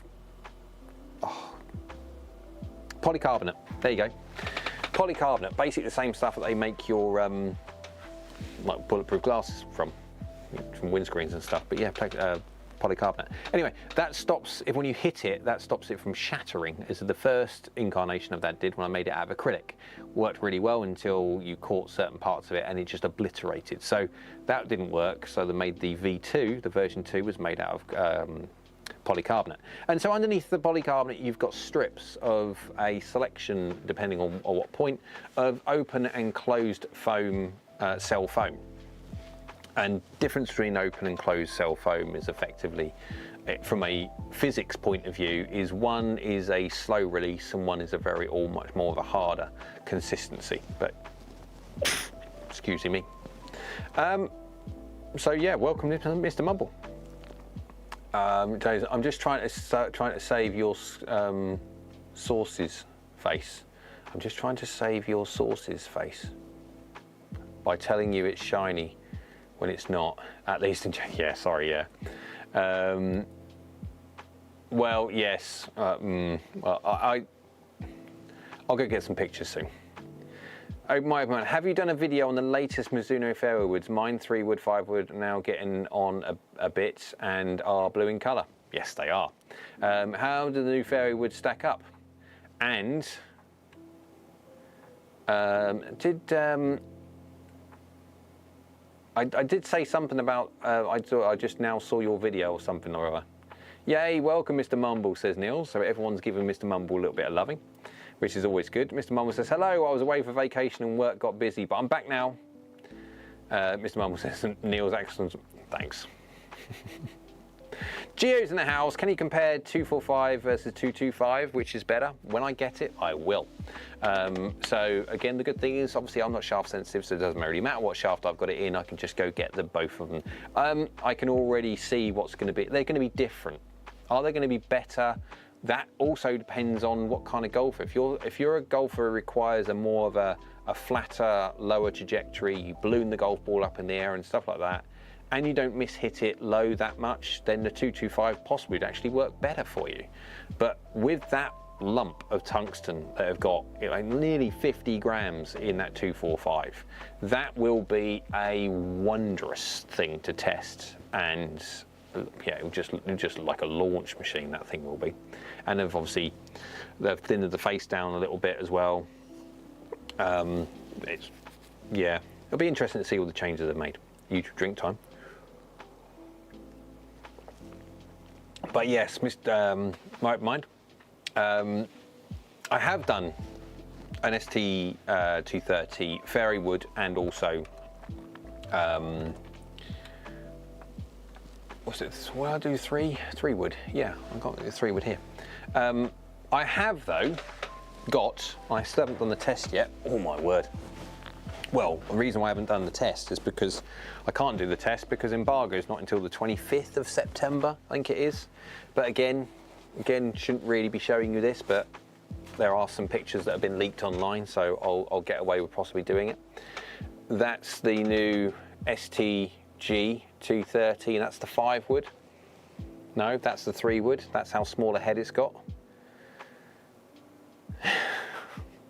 They are small heads.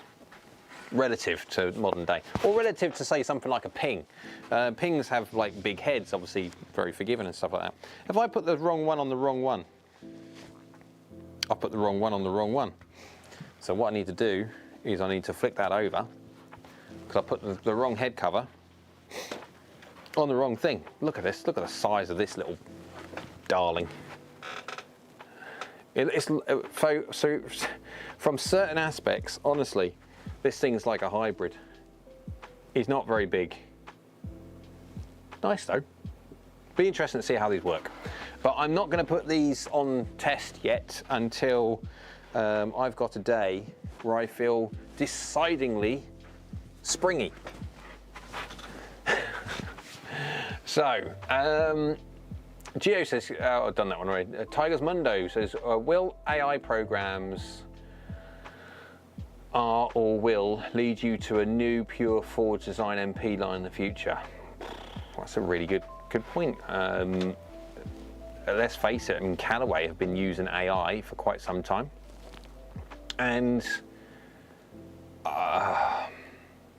It would only it would only really work for the MP line. It would possibly only work for the definitely for 245, because obviously they've got access to the head, the back of the head. And then when it comes to 243, maybe you could do that with the undercut, but effectively you could do nothing like that with the 24 because it's a solid lump of metal. The only thing you could possibly do with a AI would be to further increase the simulation runs of how a golf club works from off-center of gravity's hitting from different parts of the face. But it's an interesting one. Gio says, is 225 forgiving enough for hackers? I hit it so low. Well, if you hit it so low, I wouldn't go for the 225. 225 is a lower launching golf club. It's not low launching. What I'm saying is I'm putting it up against, say, like the most recent was the brand new P790, the 2023 model. And it is just slightly lower flighted than that. It's slightly shorter by a fraction, and it's slightly lower as well.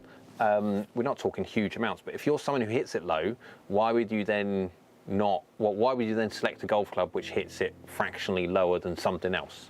And there's other golf clubs out there that will hit it higher than the P790. I'm not saying that I'm just picking on something, but the 245 will hit it higher than the 225 just because of the amount of tungsten and the placement of that tungsten. The same placement of it, but it's just now gone lower as well. So I honestly think that the new 245 could be the one that shows the biggest difference for people, for golfers. And it'd be interesting to see what 243 does as well. And 241, let's face it, 241 is just going to be, it will be a slight change over what is a very, very good blade. It will be really interesting to see how because it's becoming more like that. It's becoming more like the MP5 with a more of aggressive relief. It's more of a V. And I felt that was one of the best looking golf clubs ever made from Mizuno, personally. But again, subjectivity and all that lot. Right, so now we've caught up. We have. So, I'm going to add something on the screen now, and it will not be anything to do with anything with noise on it, because apparently it was loud. I didn't hear it, obviously, but sorry. I was trying to give you the full experience of being in the forging room, in the workshop. Right, let's go to Mizuno's new ball. Does this surprise you in any way?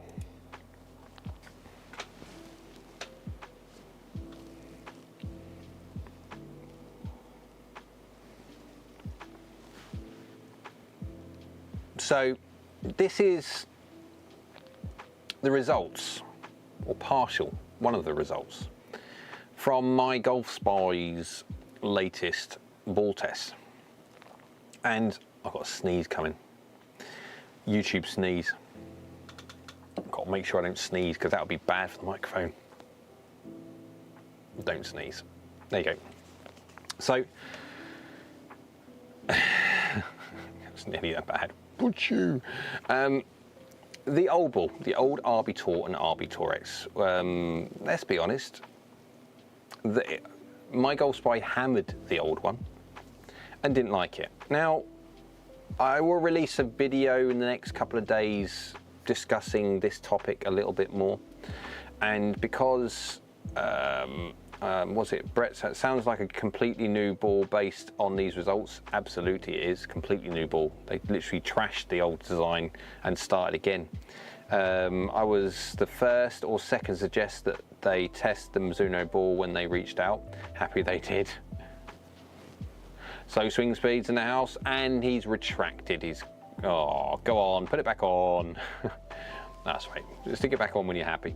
And my answer is no TM TP5. No, actually, from what I understand, the TaylorMade TP5 actually didn't perform that well. Now, Jeff says, have you hit the SGG fairway I saw a few days ago? I've just got both of them. I've got the 3 and the 5 over there, and the driver.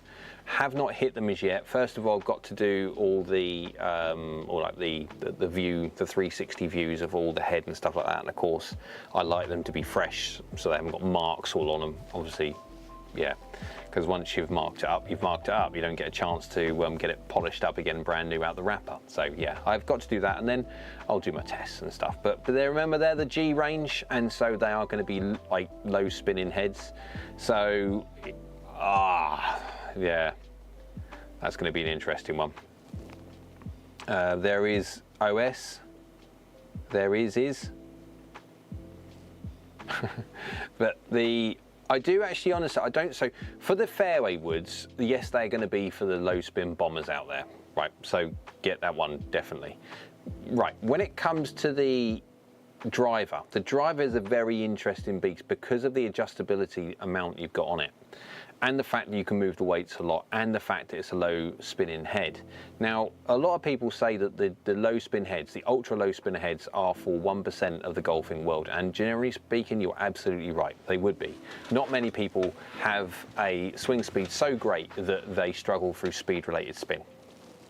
And if you're swinging normal speed and you have excessive spin, that's because of your swing dynamics. I would not be buying a golf club based on it lowering your spin because it's a low spin driver when you're the person applying the high spin dynamics. There's multiple reasons why. I won't go into them now because obviously this live stream will be on till about November. But it does open up a really interesting question. If you've got a golfer who, so most swing speeds back again, that's right, I'll go back to them. If you've got a golfer who doesn't swing it very fast, but under normal circumstances, if you were to go give them a 15-degree lofted driver or a 12-degree lofted driver or whatever it is, now launches it better, but then spins it too much, then you could then have this as an idea. This is now a low spin driver, very ultra low spin, but that's relative to how much loft you have on it. If you crank that baby up there all the way to 11.5, I think it's a 9.5 degree head, but yeah, all up to 11.5, nearly 12 degrees, and you can still got the weights in the back, remember, you've got the 2-track weights to move, you can actually get quite a long driver for a senior, because not only can you get the launch characteristics good, you can get the spin profile right as well. So I just think it could be a potentially really interesting test. Anyway, back to that. As you can see, I will say, being honest, Vice, again, do really very, very well. They did really well in the last test in certain aspects, and they do very, very well in the new ones as well. Now, again, we are talking very, very small amounts here, people. Let's not get carried away. We're talking the difference between 10th on the list and 1st on the list is 4.4 yards at 348. This is with roll and stuff like that. Yeah, but for the old RB Tour and RB Tour X, not even to reference any form of half decent result on the last ball test, they threw it away, they threw the design away, and they restarted again. And let's be honest, yeah, as how many people at the moment are listening to me being honest? Let's have a little look, right? We have 46 people. They've got 46 people here at the moment that I can turn around and say, am I got in the wrong? Oh, that's right, that's fine. I thought for a second there, I need to move my little slide across. There we go. So we've got 50 people basically, so I can say this. They copied a Pro V1. Why would they not? So apart from the dimple pattern does work massively with aerodynamics and stuff like that. What they have effectively done, I'm not saying they've just basically got a Pro V1 or Pro V1X, cut it in half and gone, right guys, copy that. No, what they've done is they have made a ball which very, very, very closely replicates the launch window comparison, spin profile, trajectory comparison of a Pro V1 and a Pro V1X, with the RB Tour kind of going down the slight lower spin profile like the left dash, but a slightly lower launching to start with. Effectively, they've just copied that. So, and why would you not? Why would a manufacturer who, like Mizuno, and I need to do a video on this as well, because I'm going to say it now, so you might have a little bit of, I don't know when I do it. It might be in a month's time, might be in 3 days' time, might be in 3 weeks' time, don't know. 3 months. So, if a manufacturer like Mizuno, who is, as far as I know, comment down in the chat if I am wrong, yeah? I'll get rid of this quickly up on the screen. I think Mizuno are the only manufacturer, still, the only manufacturer to make everything themselves, as in a case of their name. So I don't mean by saying that you can't say, well, Titleist do. No, because then they have Vokey, and they also have Scotty Cameron, and they also have FootJoy, and they also have, like, you kind of get the idea? TaylorMade, but they don't because of their clothes. Cobra don't make a ball, Ping don't make a ball. So with that in mind, is Mizuno the only true manufacturer of golf in golf? It's an interesting topic of conversation. So, how soft are those Mizuno RB Tour X balls around the green? They fit into PXG. Oh, Mark's to put PXG in there. Do they make, obviously, I mean, assuming I haven't seen any PXG clothes.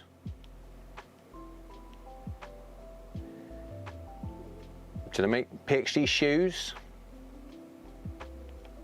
PXG gloves? Possibly make PXG gloves, but they make PXG shoes. Anyway, it's funny Vice are just as expensive as Pro V1s now. That is the reason why I came away from Vice and went to Mizuno ball, effectively. Because at the very start, back in the early days of AskGolfNut, I very much so was shouting Vice's corner. On the basis of that, they were really very, very good, and they still are brilliant as a company. I honestly look, Vice are an amazing company. They really, really are. They make very, very good product. Anyone who buys anything from Vice, anything, will not be disappointed in the quality or its performance of that product. They will not. It is just simply brilliant. However, the only issue I had with Vice as a company, they started off being very you-centric. You come first. We want to make something for you, but we don't want you to have to spend the money that you guys normally have to do to get the best out there. And so that narrative changed as time went on, and they got more successful, and that's why I pulled away, because it didn't sit right with my morality. In that sense, you can't quite say that you're this if you're now not that. But you know what I mean. That's only my view. I'm not saying I'm right. I don't see TaylorMade on that list. No, well, yeah, I play a Seed one. Now, I think Seed did come somewhere on certain parts of it. So many forget the importance of low. Oh, hang on. Let's see if I can make sure. There we go. Many forget the importance of low half shaft profile, lower half shaft profile that affects trajectory and carry. Also the head CG location that affects trajectory. Maybe address that, please.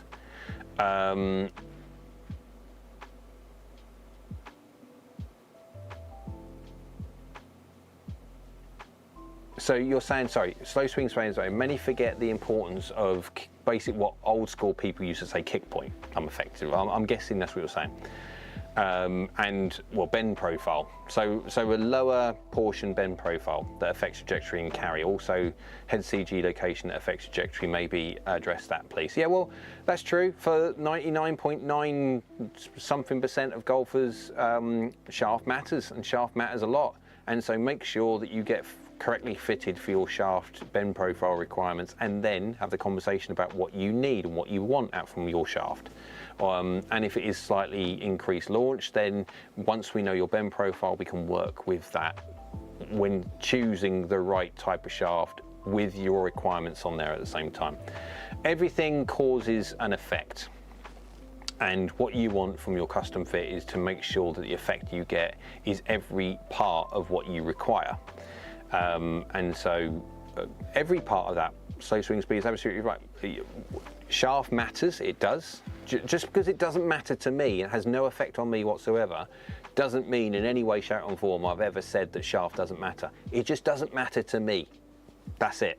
But I am one of very, very few people, and I've done tests on my channel before, guys, so people that haven't seen it, I've done at least 2 tests separated by a few years apart, showing the differences in shaft. And from a extra stiff scaffold pole 130 gram shaft to a ladies flex, really light ladies flex, no difference in ball dynamics whatsoever. But that's for me. Every other person, wacko difference. So yeah. Right. Tiger's Mundo says, off topic, your opinion on how different are Tiger's blades in design with that tungsten insert? Was it they're delaying the release of the toe plus feel added? Excuse me, YouTube Winnie Pops. I haven't tested them yet. I'd really like to see, really in a blade, adding tungsten is an interesting concept. I mean, okay, oh my word. Let's get back onto this subject that the members came, well, we kind of breached this one last Monday, and we spoke about these. Now, these are blades, guys. These are the Tommy Armour III's from Sub 70, a direct-to-consumer brand, and they are tungsten screws. Now, I want to say, I haven't tested these yet. As you can see, there's no HMT dots on these whatsoever. So I haven't tested them yet. I've swung them and it hit a few balls in without any kind of thing, just literally. And I am going to say this already, that these are possibly the nicest feeling golf clubs I have possibly ever hit. Possibly. The feeling on these things are so soft. These are made of DT4 steel. Whatever DT4 steel is, and I've asked Sub 70 if they could even let me know what DT4 steel means. Anyone who's got many more brain cells than me when it comes to the metallurgy, please stick in the comments in the chat what DT4 steel is. But I can only say that DT4 steel stands for some form of blue tack or putty, because this golf club just feels exactly like it. They're just lovely. They really, really are lovely feeling.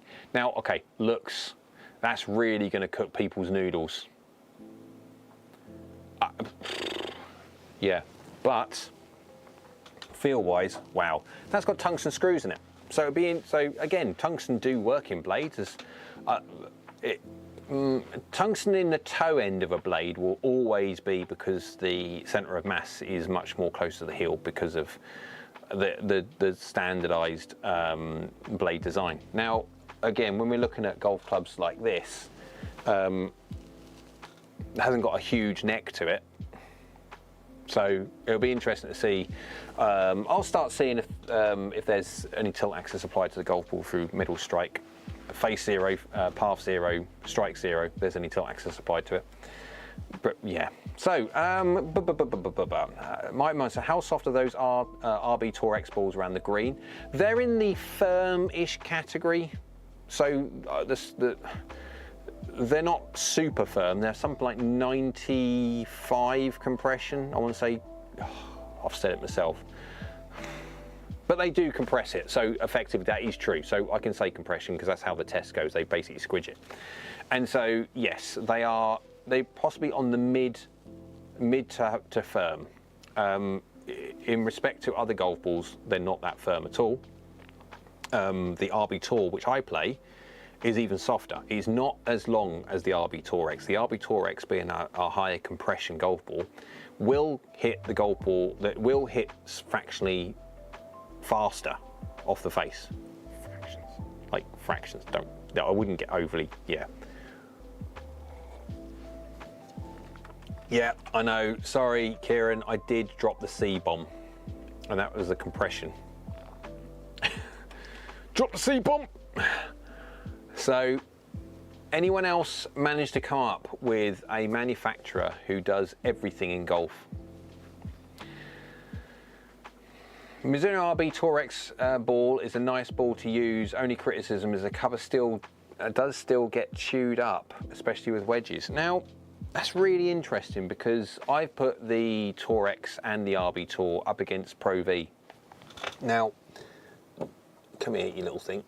Now, against Pro V1, and I've got Pro V1 X around here, and ripping them, absolutely ripping them with brand new wedges. I have physically seen no difference between the durability between a new RB Tour and Tour X against the Pro V1 and Pro V1 X. The old, wow, the old, you would absolutely skin them, like ridiculously skin the balls. You'd have, oh, Niels is on the, oh, right, we've got to stop here because Niels has been on Google and he has found something. Niels says, according to the Rockwell scale, you'll find DT4 on the softer side of the more traditional 1020 carbon steel. So 1020 carbon steel is what a lot of the DTC brands use. Isn't it what Callaway use on theirs? Yeah.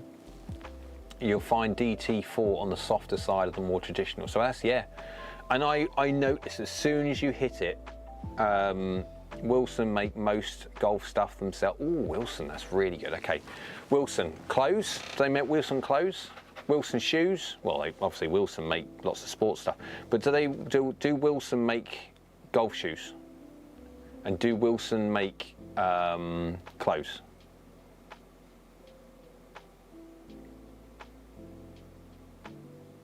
There you go. Vice equals expired Titleist pay. Am I right?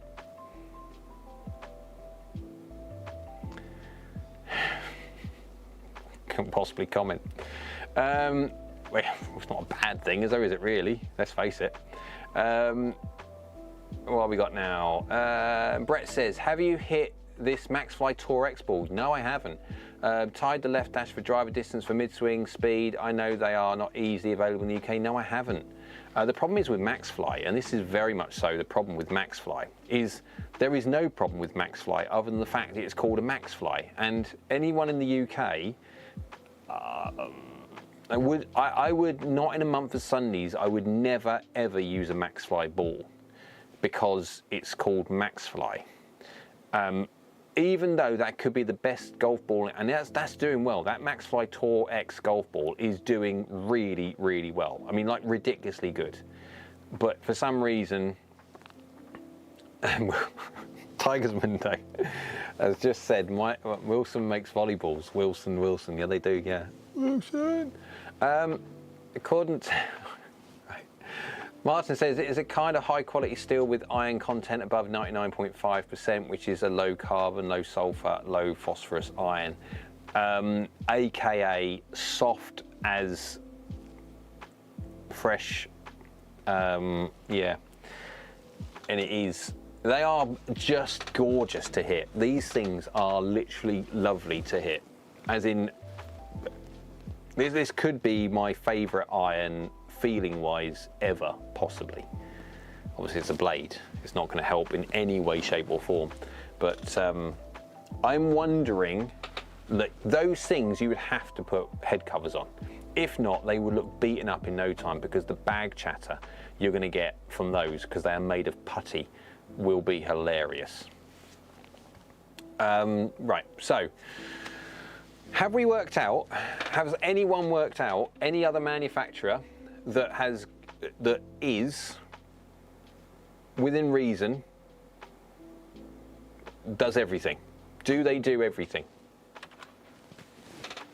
other than Mizuno? Is there another brand other than Mizuno that make everything? Mizuno don't make tees, but then that's normally in the accessories category, so yeah, it doesn't matter. But do they make tees?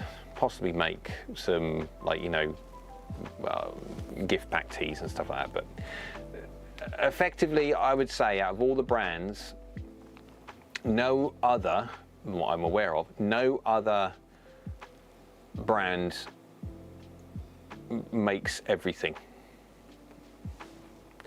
Wilson did make golf shoes, but can't find any new ones. The rest is covered. You can play Wilson shoes for other purposes. Yeah, you can, that's true. Nike used to do it all, but they don't now. That's true, they did. They used to do it a lot. Don't now. And so this is my point. Well, say for Mizuno, I mean, it is ridiculously expensive for a brand to do everything. For the ball alone, for a brand to decide that they want to get involved in the golf ball market, considering the dominance of a certain manufacturer in the golf ball market, if we all know who that is, for right or wrong, we all know who that is. Kirkland Costco does it all. Yep. And to get involved in the ball market is ridiculously expensive, like ridiculously expensive. And so Mizuno getting involved in things like shoes, everything else like that, again, I mean, they're making shoes out of algae. I mean, these shoes apparently have got algae in them. I'm not entirely certain what you need algae for, but apparently it's sustainable. There you go. So, they've done well on that. And so if you imagine, this is going to be another one of those versions of squashy. There's the recommendations. You're talking about the Max Fly Tour and stuff like that. That's an interesting one.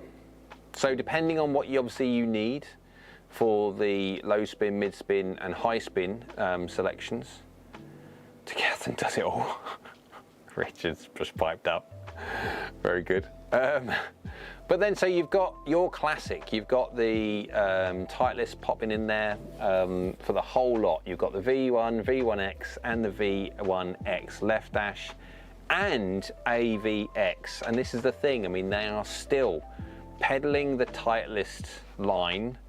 It was their control ball. It was the ball which they used as their calibrator, their benchmark, and then they moved everything around that. So how much? I mean, I can understand. So when it comes to the way they decide that they want to conduct their test, robot testing, you have to decide at one point, okay, what launch windows are we going to put these balls under? What path, face angles, what strike point, middle most probably, hopefully. What angle of attack do we use? What loft do we want to deliver? So all these launch characteristics, we want that golf ball ideally to launch at a certain whatever that degree is and spin at whatever that degree is. And so depending on, they do that on the basis that they're trying to capture as many golfers as they possibly can do. They're trying to say, well, the largest demographic of people which launch golf balls within this kind of window, so most people are going to gain usable information from this if they do that, but a lot of people don't. A lot of people need niche golf balls because of their niche swings. I would always gravitate towards get your swing sorted out rather than trying to get stuff like equipment-wise. But I mean, again, it's fine. Yeah, different things. Mine says Harrington is a Wilson guy but uses FootJoy shoes. So swingers have been told the Mizuno products in Japan are more extensive than the US. Anyone comment? Yes, generally speaking, when it comes to Japan, they do have local region only options available. So we have the classic JPX and also Mizuno Pro range. They will have the same things, but they'll also have some specific other ones as well, where the EMEA market do not get it.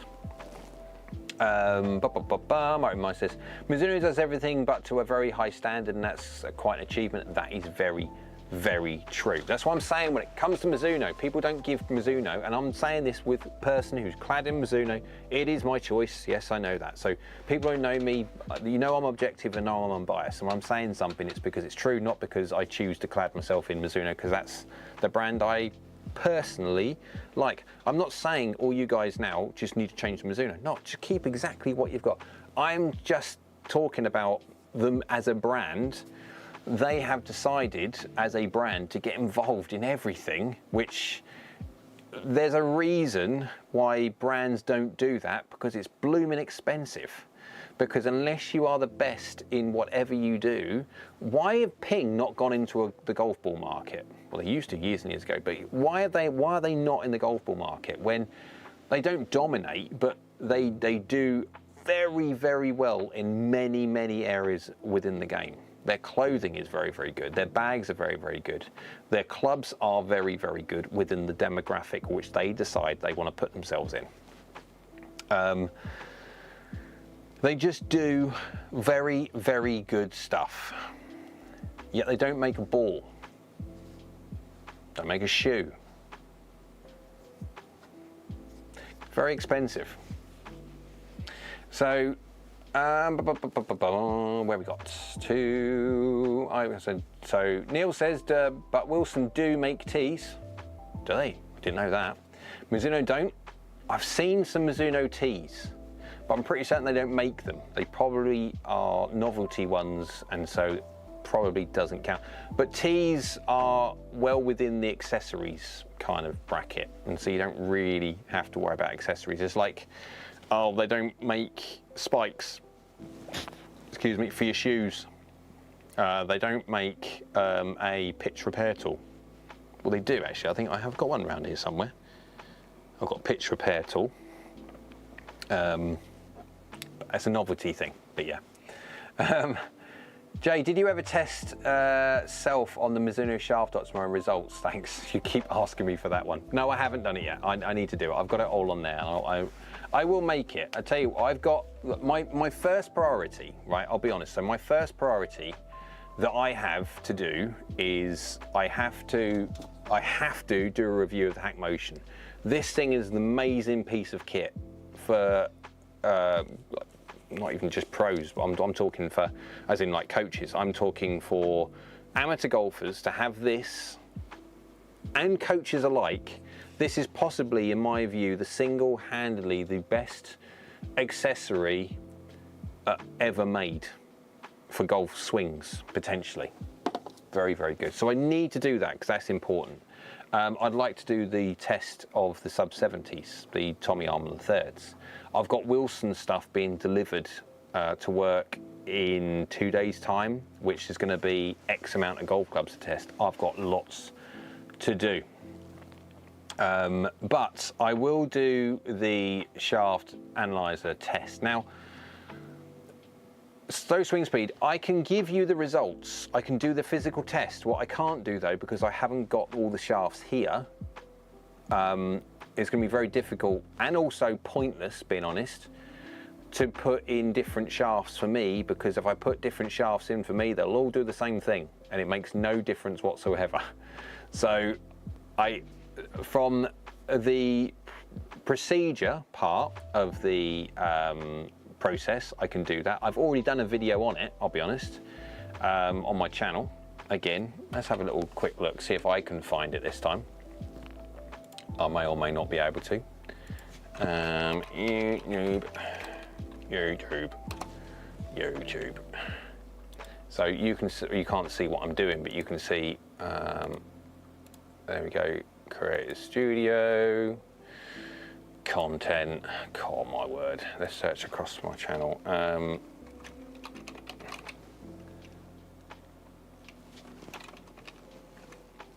Oh no, it's not going to be it then. Okay. Okay. There we go. So from what I think this is, there we go. I will copy that and I'll put that in the comments.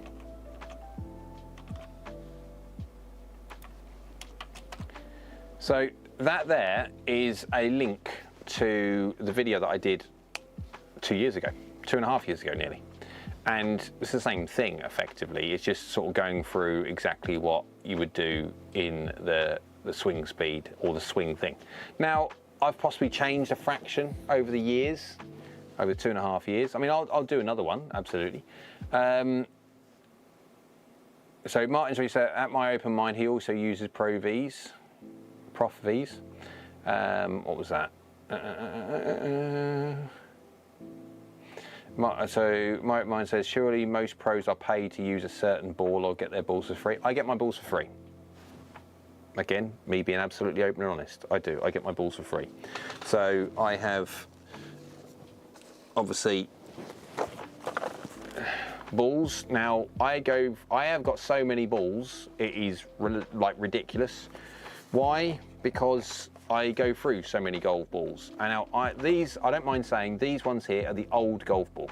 Yeah, that in there, as you can see, that Den Caddy is the old golf ball. As in, I don't use the old golf ball anymore. Actually, to be fair, that's not full. Right? That is actually packed to about there of packaging, and then just topped up, so it looks like it's full. But I go through loads of golf balls. Why do I go through loads of golf balls? Because every single time I do a test, I change the golf ball.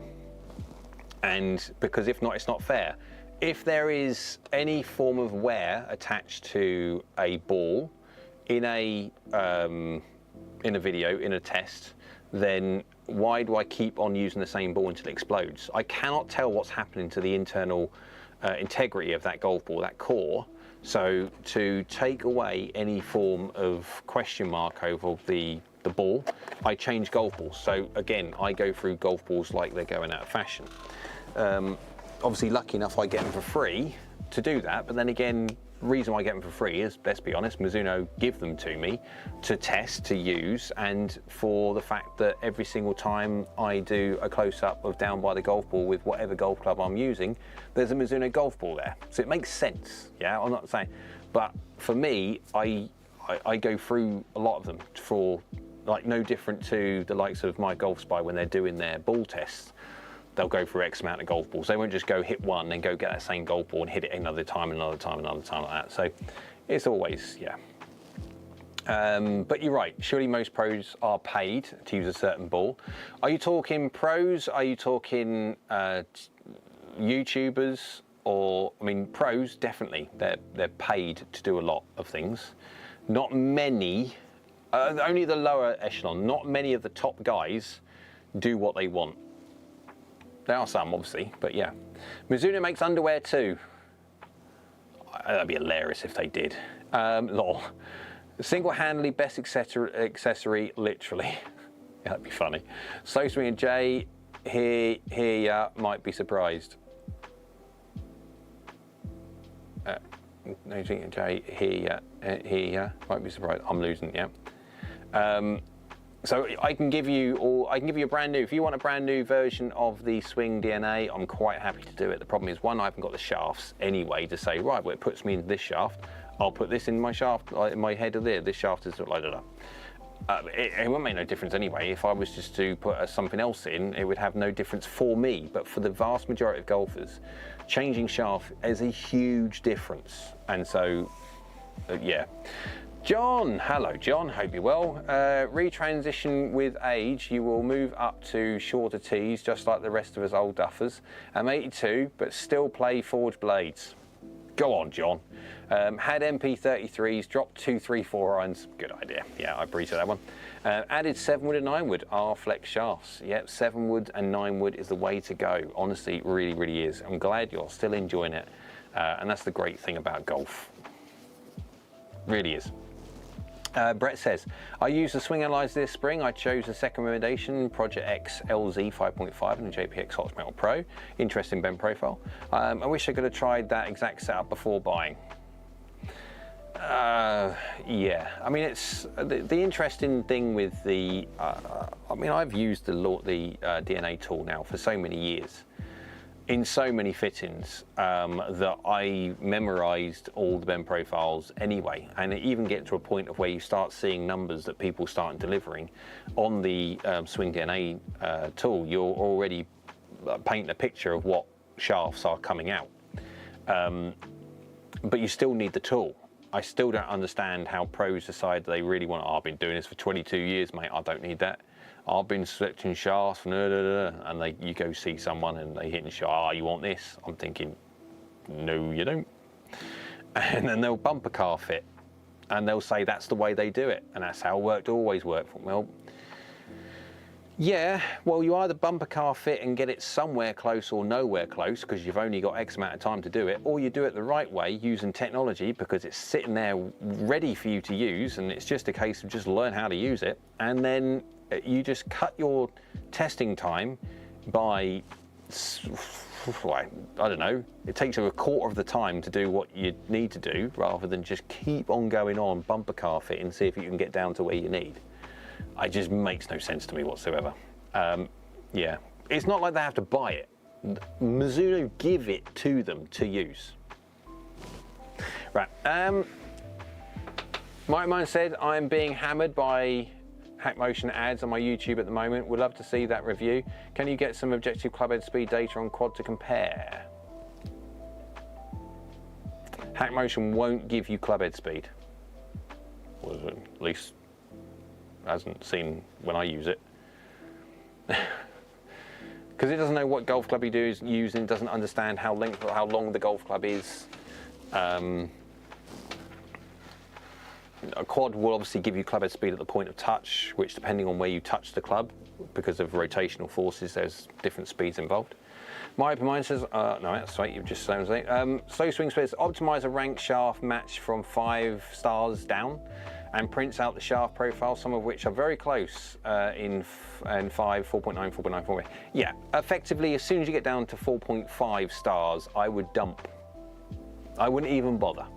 As soon as you get your slow swing speed is right, during the DNA testing process, at the end of the numbers that you're given a selection of shafts, and that selection of shafts is given the 5-star and the 4.9 star and the 4.8, because at one point in the past, Mizuno decided that we all needed stars and people couldn't work out for themselves. But effectively, it gives them something else, and it allows people or me to say to a customer, or I'm stepped back obviously quite a bit now since I'm doing YouTube full time, but it gives the account, the fitter, the chance to go, look, this is what you need, that's what you need, this is what you need, that's what you need, blah, blah, blah, blah. It is a very, very good tool, of which I personally believe that every manufacturer of fitting, it doesn't matter if it's Callaway, Titleist, TaylorMade, Ping,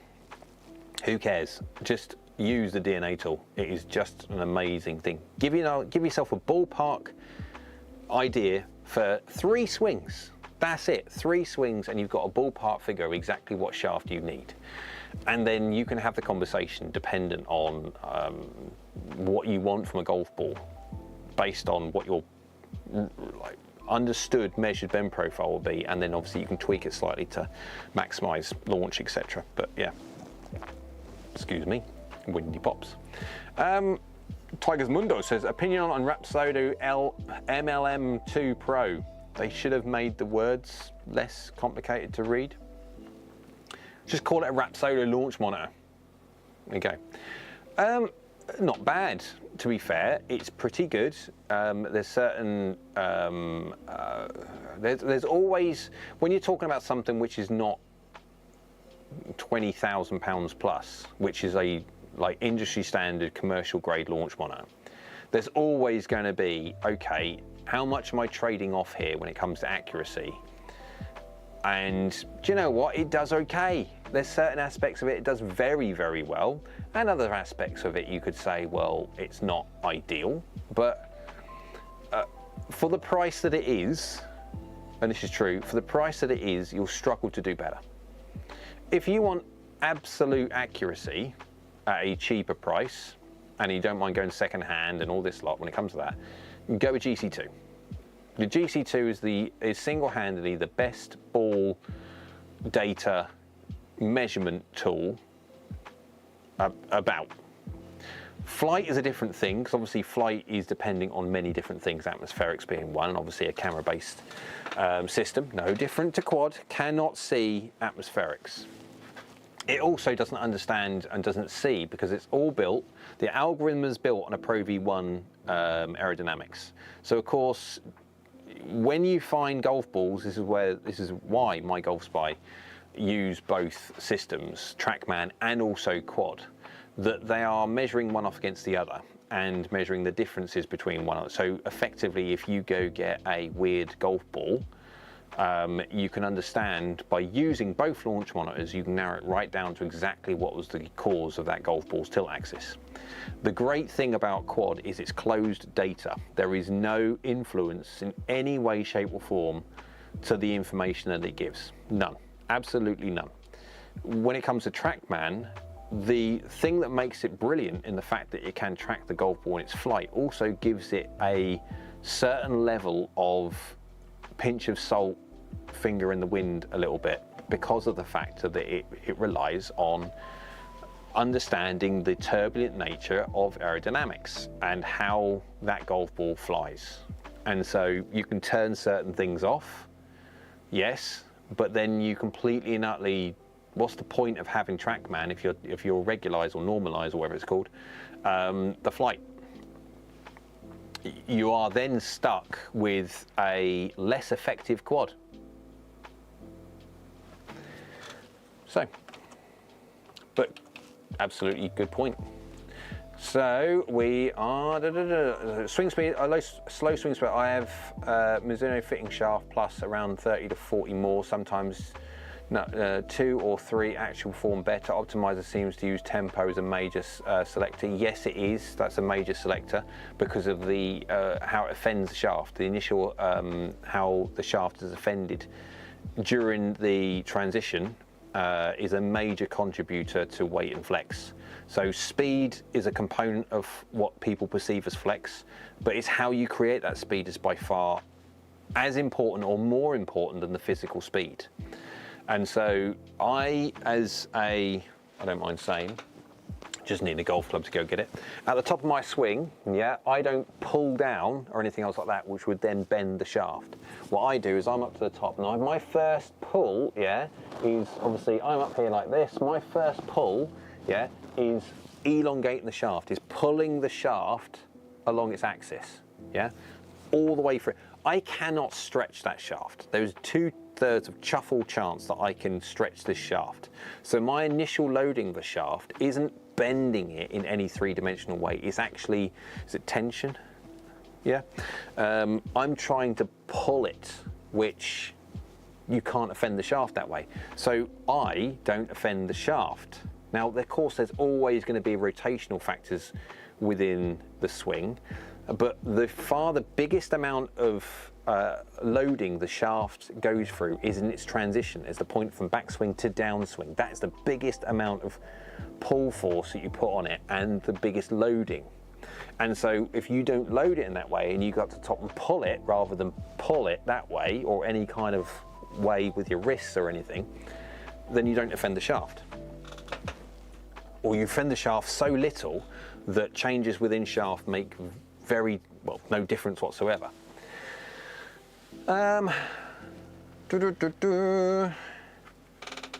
John says often miss screens, so sort max spin to hold on. Let's try that again. Often miss greens, so sort max spin ball to hold pitch on green. Avoid extra strokes from ball running off back to rough. But now may seek max driver distance. Rely on weak loft for height to stop. Yes, an interesting one. So as you go slower, you've got to try and maximise your driver and then obviously maximise your iron game for one of two things, whether that will be the stopping power or it's your ability to understand how or guesstimate what happens with bounce and roll. Everything becomes more difficult with age, with slower swing speeds. This is why I honestly think as time goes on, there needs to be more tees. There needs to be more coloured tees to make it easier and simple. So let's say that, something's gone on in the background. Just noticed something's going on. Someone just made an, what's that? I'll go get stream elements going up on. All right, there we go. That's just another subscriber. There we go, just sort of popped on. Not a member, subscriber. Yeah, so I think there should be more tees. So if a pro hits a 7-iron into a green, then a senior should be able to hit their 8-iron, 9-iron into a green. Just purely because obviously 7-irons, they're swinging fast, that 7-iron's gonna go higher and stop quicker and stuff like that. To get the same kind of land angle, you need to get even closer. So there should be more, definitely. Right. So Mike says, my daughter did a swing DNA, 2 different locations, one indoor and one outdoors with 2 different measurements. Some people swing slower indoors and outdoors. She hits a 7-iron 150 carry outdoors versus 135 indoors. That would be really interesting to see. Obviously, they were both TrackMan.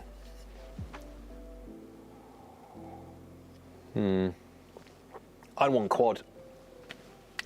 This is the thing, when you use quad, it's closed data.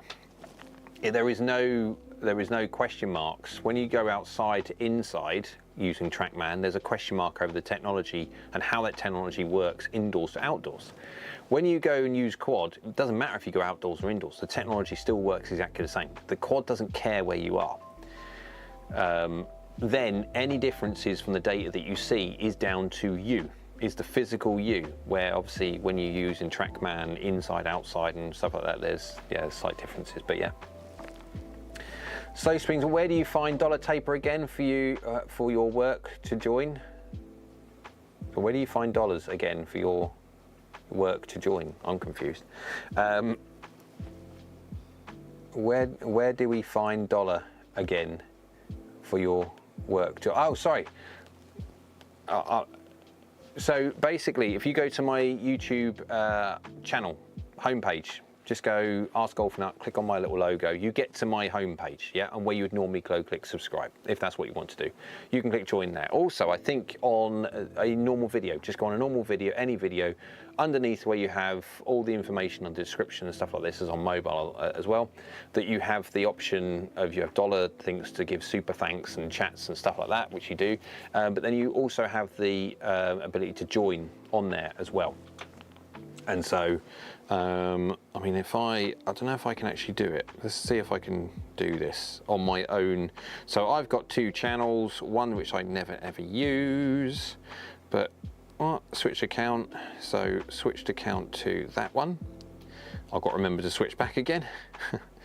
So, enter the code displayed on your device. Well, that's a little bit tricky now. Well, that didn't work, did it? Just trying to do that and it's gone, oh, you're not doing that. Enter a code. Oh, well, that's about as much use of chocolate teapot, isn't it? Let's go on to my email to see if it's actually, see, that's what I'm saying. Useless. Google, you're useless. It is my account, go away.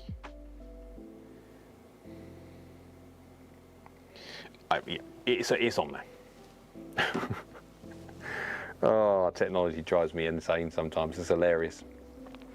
Tigers Mundo pulling out the quiver, Ben Hogan. Yeah. Anthony says, what are the most forgiving tour style wedges? SM9, Glide 4, etc. The CBX are too large and ugly to look at. Okay, right, Anthony.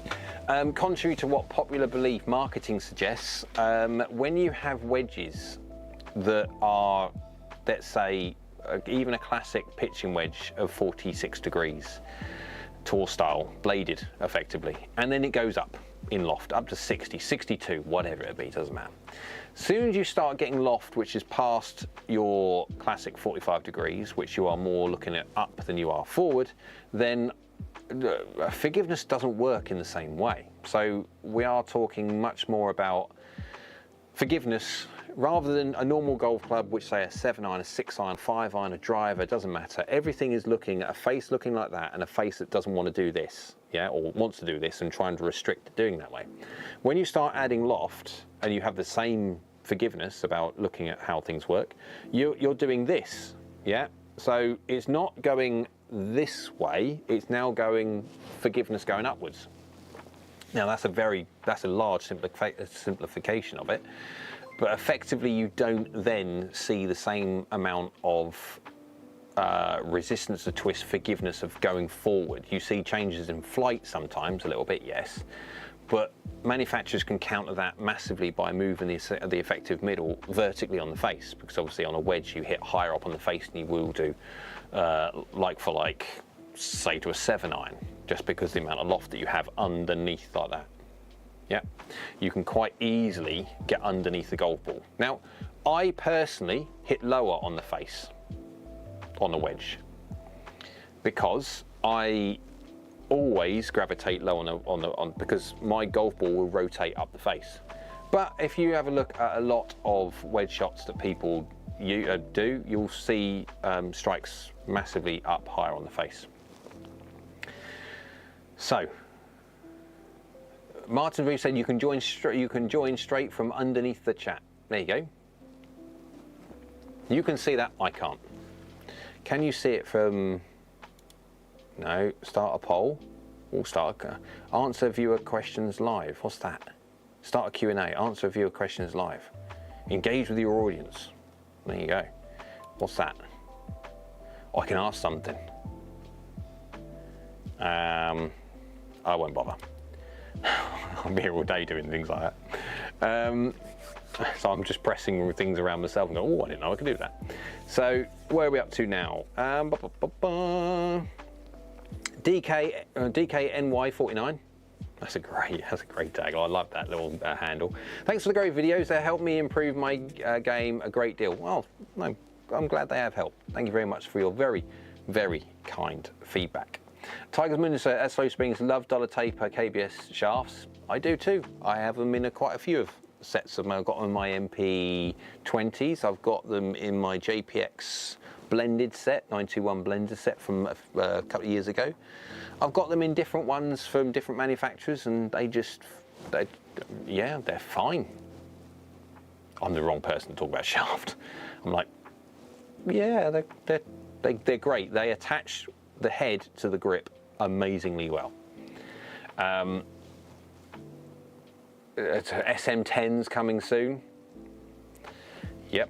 So swing Tiger's Window building Miz set dollar taper 110s currently. Many like them. Yeah, I mean they're the lighter. They're the dollar taper lights. Aren't they the 110s? You can join straight from here underneath the chat. Yeah, indoor TrackMan outdoor distance was eyeball. Indoor TrackMan outdoor distance was eyeball test with range balls.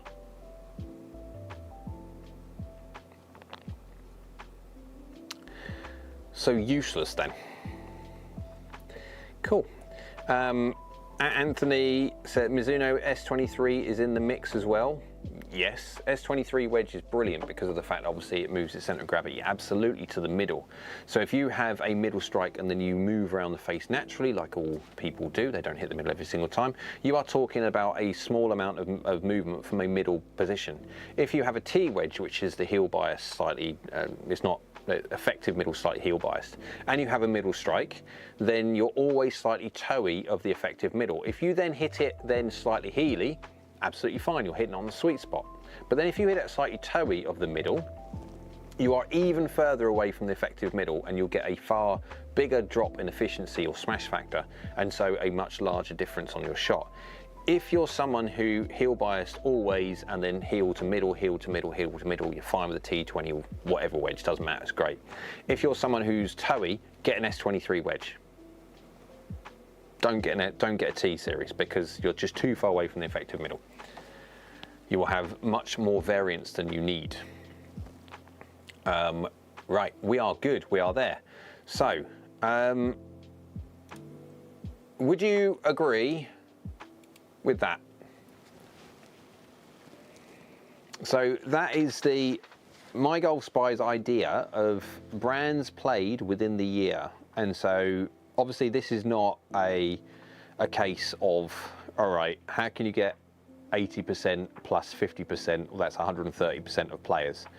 It's not that. Effectively what that is saying of all the golfers they've surveyed, different golfers will play multiple golf balls in the year. So it's not just Yeah, it's what they've done. So you're always going to get more percent. So you could say that they could be a tailor-made user of a golf ball, but 4 out of 5 people out of the tailor-mades decided that they also have played a Titleist at one point during the year as well.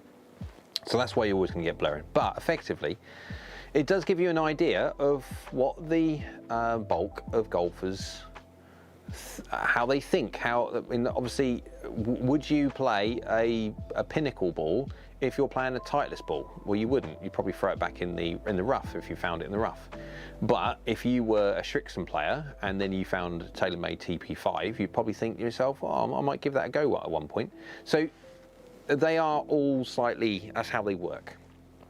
Now, the interesting thing on there is just how low Mizuno is on that. Now, obviously that's going to be a little bit of like retrospective kind of thing from the 2019 golf ball.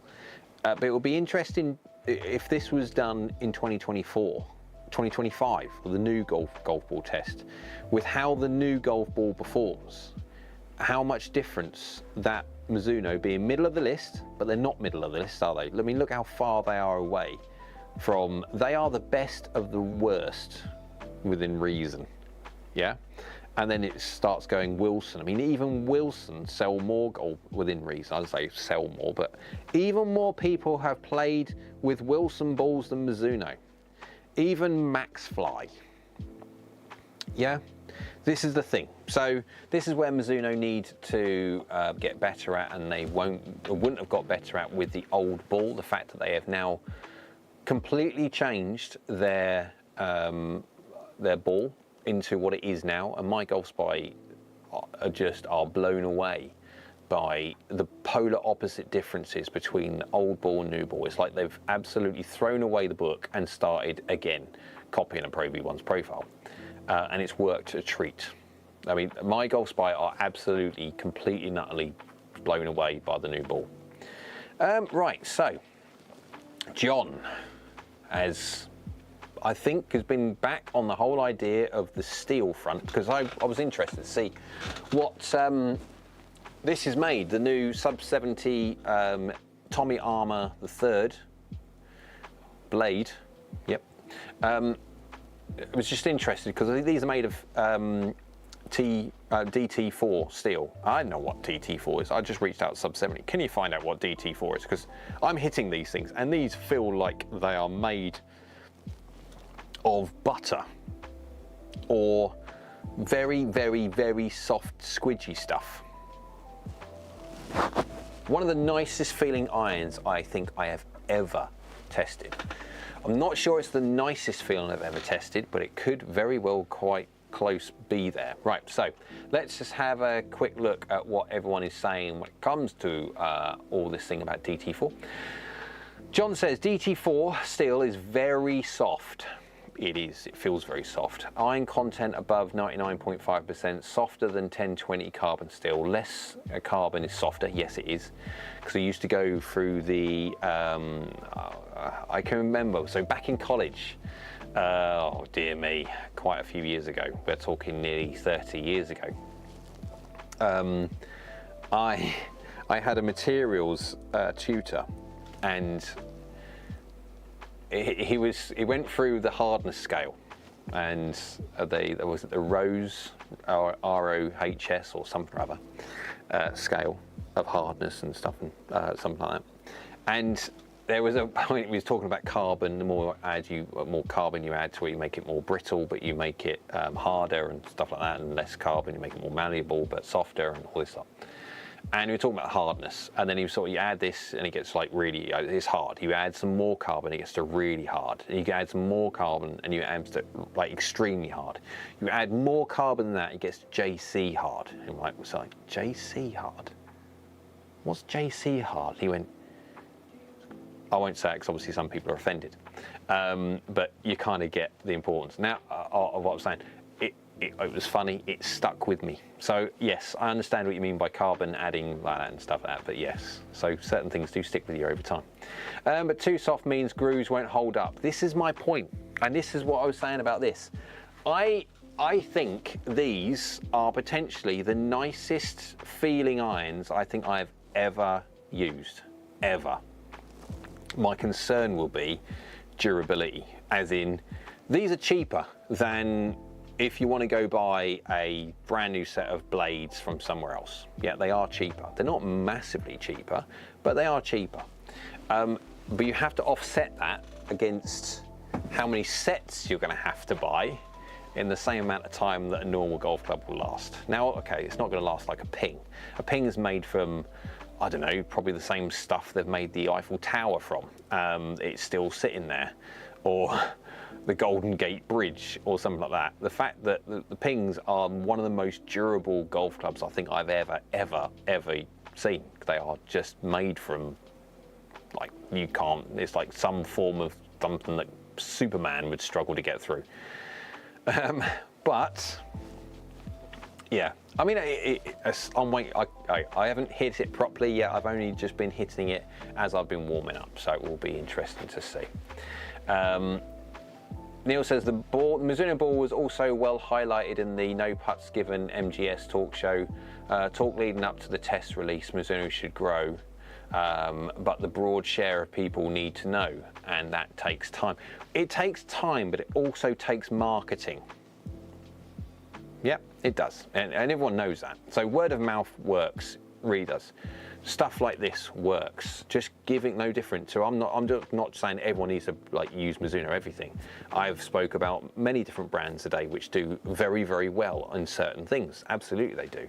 I mean, just this is a direct-to-consumer brand, which is the bugbear of every single premium manufacturer.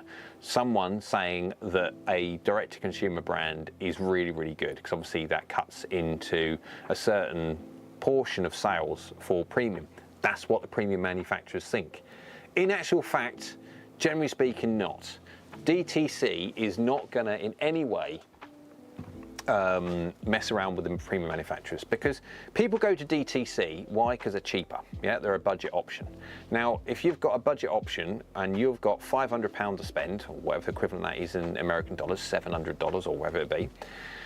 If you've only got $700 to spend and a premium option will cost $1,200 or whatever it be, like the premium brands, we're never going to get your money anyway, ever. You are more likely going to go, well, I'll go and see what's on eBay, a nearly new set of this or a nearly new set of that from Facebook Marketplace or wherever it be, and that's what you would do. Yeah. So the premium brands were never going to get that sale ever. What you're doing is you're taking that individual who was destined to go get a second-hand set of golf clubs from eBay or Facebook Marketplace or wherever it would be, and under the umbrella of having no custom fitting whatsoever, at least now you have the potential for DTC approaching to actually get them custom fit, or it's doable. So that's the impressive thing about, yeah, direct to consumer. So hopefully soon my Tacoma irons will be here. I've got the wedge, the one wedge, but I need the irons, and so that's still not been done because I still have not received them, because Tacoma at the moment are struggling for inventory, which is a good thing obviously because they're doing so well. But again, there you go, just in case people were wondering. Neil says, will grooves on the normal iron lofts wear faster than we'd like to change anyway, 5 years? Well, I think the lofts will definitely wear on the higher lofted golf clubs. The flatter bladed, no, they'll be fine. But the, yeah, I'm thinking 8 irons and pitching wedges and stuff will start taking an absolute pummeling. John says, I use the new RB Tour X and Pro V1X. MGS says Pro V1X Left Dash and Vice Pro Plus are longest for driver, even for low swing speed. Should I, at the age of, use the Left Dash? Left Dash is a slightly lower spin ball, so depending on if you need that spin profile be slightly lower, then by all means do so, get measured, and if you can use it, then great. The reason is because, and it is true, so compression, when you're measuring compression, not measuring compression from someone hitting a golf ball, you got to compress the golf ball. Crying out, you don't compress the golf ball.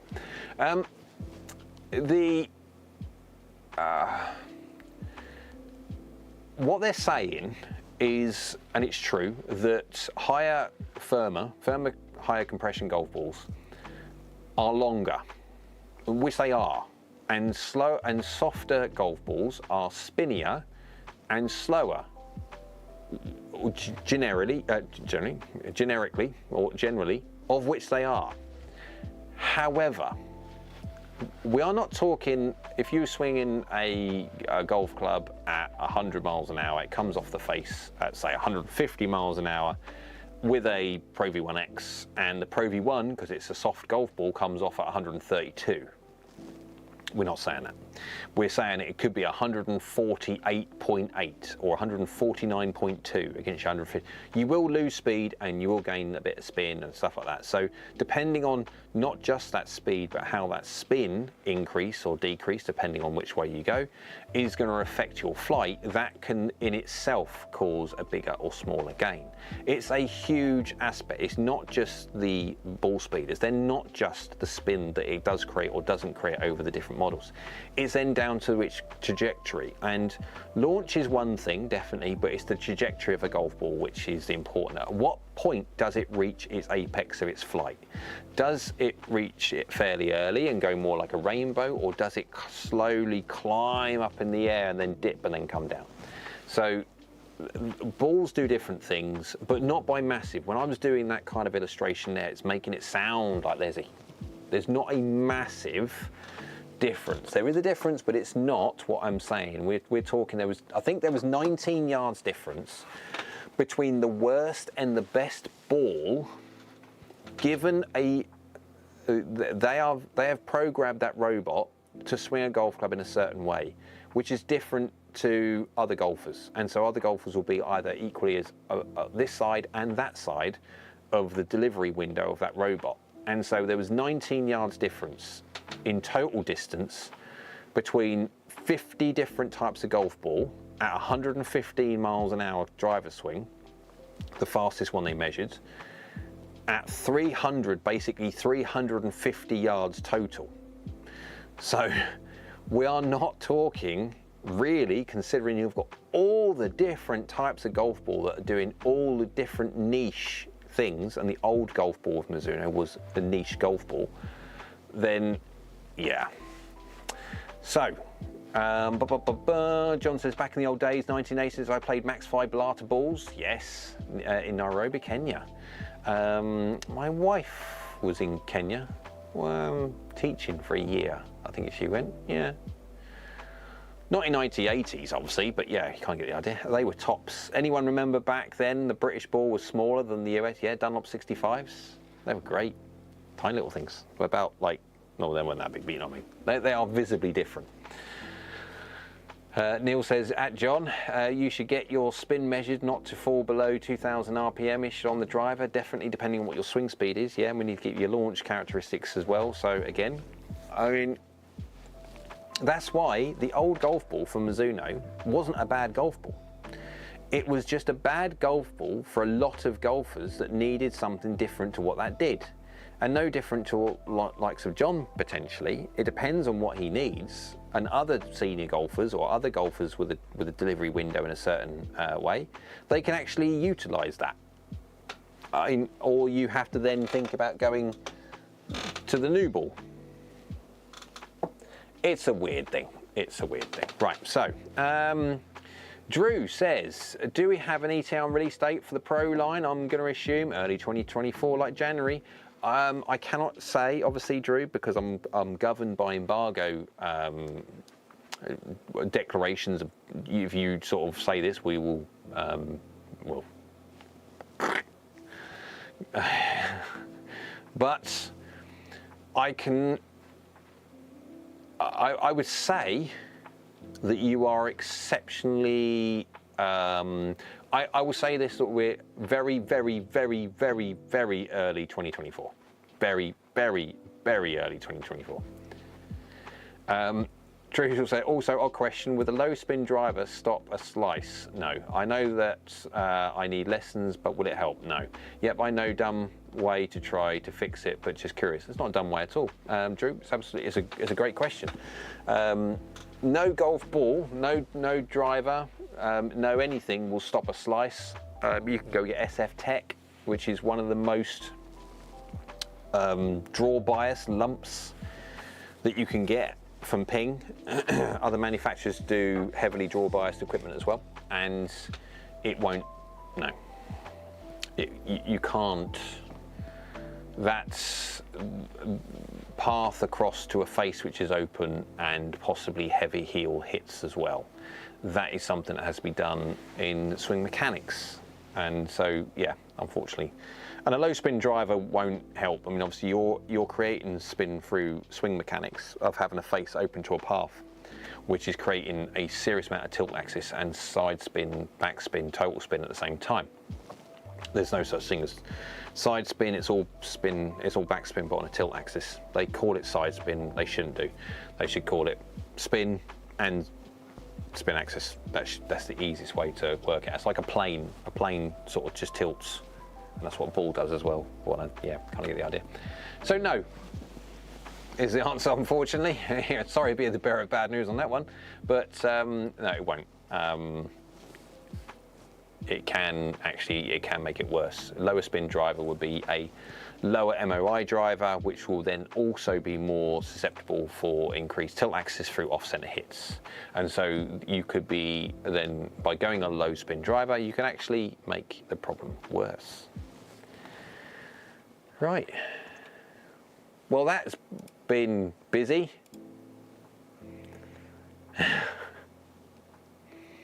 Right. Wow, oh wow, oh wow, oh wow.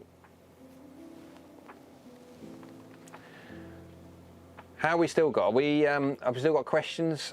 I mean, I'm happy to be on here as long as people want to be, and I've got questions to answer. So, going to France this week, playing 2 links courses. Yes, you are, Kieran. I forgot about that. Do I need to make any changes for my bag? Currently 6 pigeon, which 4 hybrids, 7 and 5 wood. What's the conditions over there at the moment? I mean, I wouldn't worry about it, Kieran. I wouldn't. I mean, if it was me, at my speed and stuff like that, if I was playing a links course with wind and stuff like that, I'm taking like the likes of 7 woods out of my bag, because effectively all I'm going to be doing is dynamically delivering every single golf club with less loft, because I'm trying to keep it under the wind. Depending on what it is, I wouldn't worry about it, Kieran. Honestly, I wouldn't do. I just continue to play, rather than fight the wind, play with the wind. Just understand the direction it's at, and then I would always say, if you're into a wind, always try and dynamically deliver less loft and punch it lower underneath the wind. But unless you know how to do that properly, you could adversely affect your spin profile, which makes the ball climb anyway, and then just does not do the effect that you'd like it to do. So it has to be done under a certain umbrella, but you kind of get my drift. Just run it exactly how you should be fine. John says, many golf balls are made by the same factory. Yes, they are. Like Foremost in Taiwan, they make Vice, Maxfly, Encore, Wilson and TaylorMade. Yes, they do. Under different, obviously, ingredients and stuff like that, because obviously they have their requirements for this ball must have that ball must have that, as in whatever's inside it.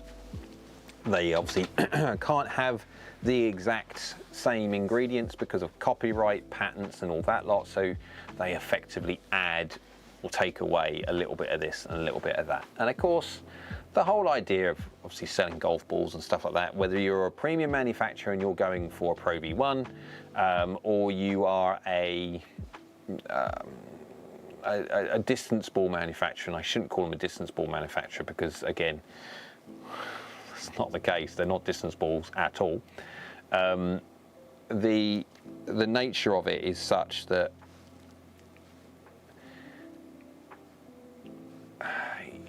there's a lot of money to be made in balls.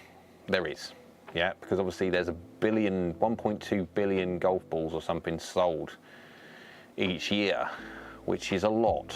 And then, so when you've got something like that, then yeah, I mean, okay, but I would always say this: use a premium manufacturer if you can, a urethane covered ball. Just purely because of the launch characteristics of a urethane covered ball. A urethane covered ball will launch lower with a wedge, yes, but it will spin a far, far greater amount. It'll have far, far better control around the greens. Every single shot that you hit with a ionomer or a Surelin covered golf ball will be on the basis of it just launching really high with no spin. There is nothing else you can do with it. It is just launch high, low spin, launch high, because that just rolls. There's no grab. There's only slip up the face. There's no grab that you're going to get from a urethane covered. It's not saying that a urethane covered ball won't launch high in the air. You just have to give it enough loft. With a wedge in your hand and a Puron Ionomer covered, like, one-piece golf ball, you know what I mean? It's, yeah, you're going to struggle. You have to stop everything with a distance ball via trajectory rather than spin. So John says, Neil's accent, thanks, agree fully. Make use of practice bays at PGA Superstore in Rockville, MD, with Foresight, GC Hawk launch monitors. Have often compared balls, have a box of left dash. Yeah, so remember, when it comes to a quad or a Hawk or anything else like that, you should drink. The information that you gain will be closed information. So I would always say this: if you've got a TrackMan, you're outside, you're using the ball which you use, and there is no atmospherics, no wind, no side winds, no nothing else like that, I would love to have both, definitely. I'd use the TrackMan, absolutely, and I'd like to have the quad as well, just for like verification. But a TrackMan, under those circumstances, will give you better information than quad or GC Hawk, because it is watching the trajectory of that ball. It is measuring directly the trajectory of the golf ball. It may not be the best measuring spin profiles and stuff like that, or whatever it is, it doesn't matter. What matters is you get a true representation of this flight of that golf ball, your peak height of that golf ball and everything else like that, and then you can then directly measure that. If you're using a indoors, well, if you're using a quad or a Hawk outside, then it only sees a strike. It only sees the point of that launch window, and then depending on what ball you have, if you have a Pro V1, brilliant, or Pro V1X, but Pro V1, brilliant, because the flight algorithm in a Foresight system is based on a Pro V1's flight algorithm. But bearing in mind, that flight algorithm was done many moons ago, and one would argue, yes, but Titleists really haven't changed much. That's why they've moved over to a left dash, to allow them to change flight profiles, but not come away from a recipe that works. So within reason, the profile which is under that, the aerodynamic flight profile, which that quad is built on, is still current, so there's no problem with that. But if you're not using a Pro V1, then it will fly differently physically in the air because of the aerodynamics. Dimples matter, yeah. So the problem is with dimples, dimples matter, and then depending on the spin rate of that golf ball, those dimples matter even more. And then as soon as you start adding any kind of atmospherics in there, then those dimples will further then matter more, of which the quad can't see. That's why in certain aspects, TrackMan is better. Anything else, quad. That's why you find a lot of the tour players are now gravitating not just towards quad, but towards quad and TrackMan at the same time. That's why my Golf Spy did the test with TrackMan and quad at the same time, because they know that TrackMan has limitations, and then that's why the quad, because they go straight to the quad and see it actually happened. Yeah.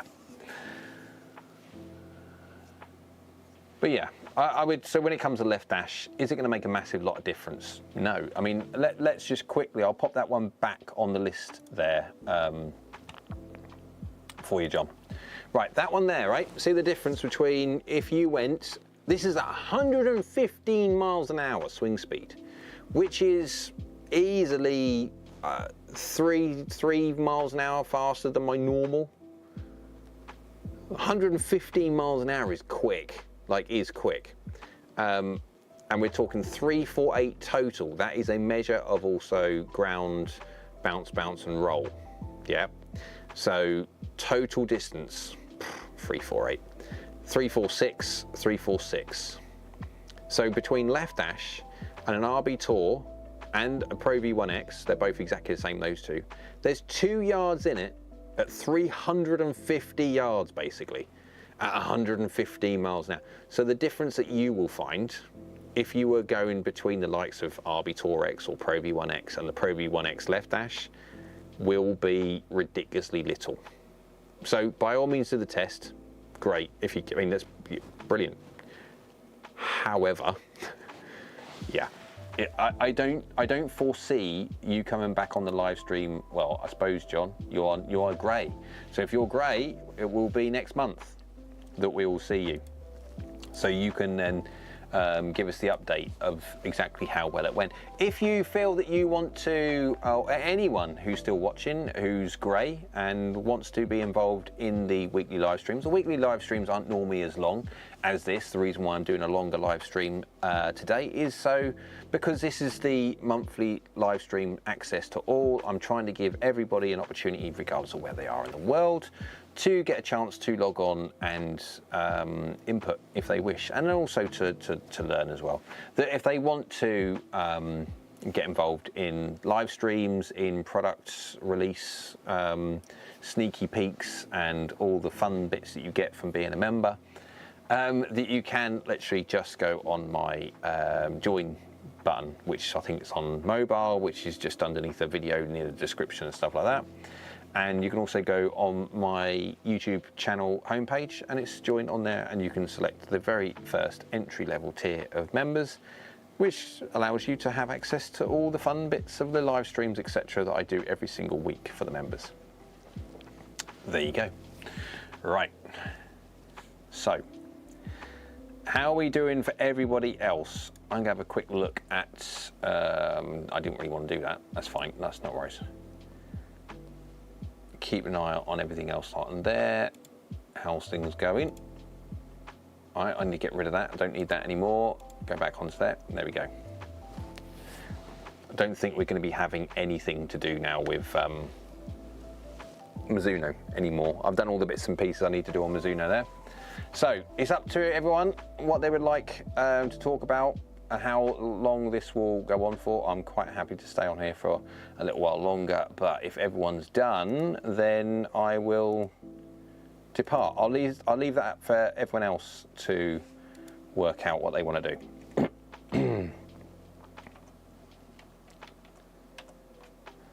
What do you think of the logo, first of all?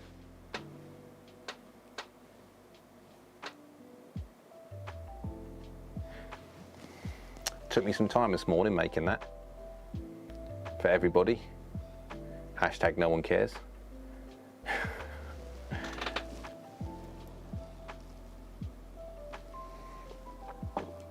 What's time? It's now, okay, we'll give it till 11 o'clock. We've got 12 more minutes, or now if people go, oh, I'm done.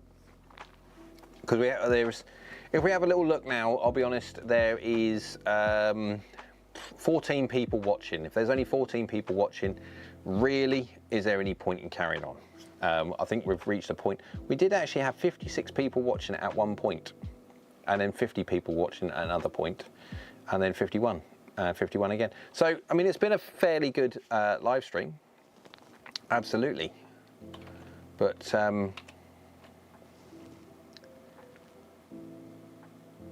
so, question to all the people that are still watching, if you could just let me know one thing. Earlier on, right at the very start, I can't remember who it was, but said that there were, it's okay, but it's got a great big head obscuring it. Well, this is it. My big head, I've got to fit everything in it. There we go. John, regarding tees and A, 20 years ago played 6'8", 6,827 yard tees 10 years ago, up to 6,325 tees this year, up 5'8". Yeah, depends on driver distance. So you can have some approaches with 6-iron pitching wedge, not all fairways. Absolutely right. You are absolutely right. Every single golf course needs to do exactly that. Needs to understand that as you get older, that you don't hit the golf ball so far, and so you need more sensible tees. It's not unfair. It's the fact that it's no different to juniors, no different to ladies. Anyone who swings at a certain speed needs to be closer to unless they're a really very good golfer, and of course then by that point they've got the common sense to be able to put themselves off whatever tees that they so deem is appropriate. But John, you're absolutely right. You are absolutely right. I cannot agree with you more on what you've just said. Absolutely right. I like that. I mean, I think that's pretty good. I think that's. I don't understand what the T is. The. Doesn't matter. Right. Oh yeah. So I wanted to ask a question very quickly. Did everybody? I think earlier on someone said there was an ad that pops up. Has there been ads all the way through? I don't know. Because someone said at the very start, oh, there was an ad.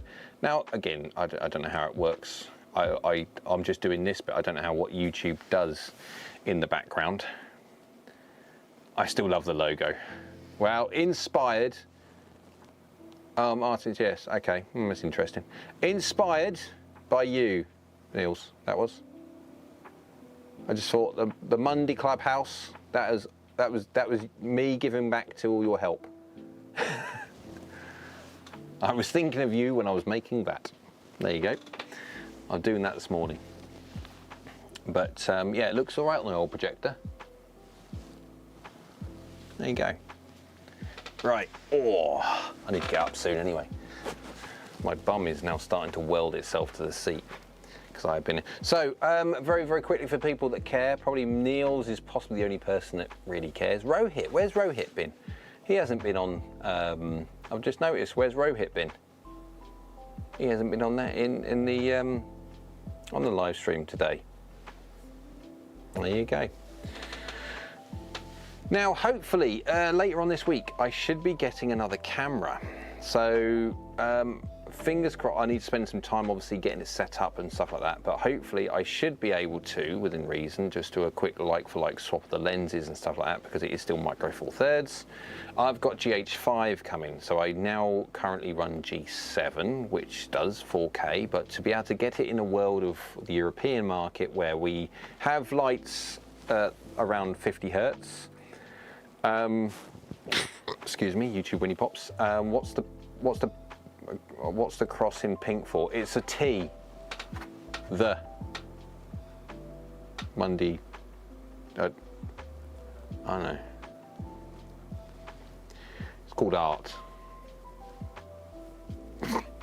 And so yeah, the what was I going about? Hang on, bear with. Tip of the tongue. Oh yeah, cameras. So this one does 25 frames a second at 4K. So, but obviously that's fine for this kind of stuff because I'm not really moving very quickly.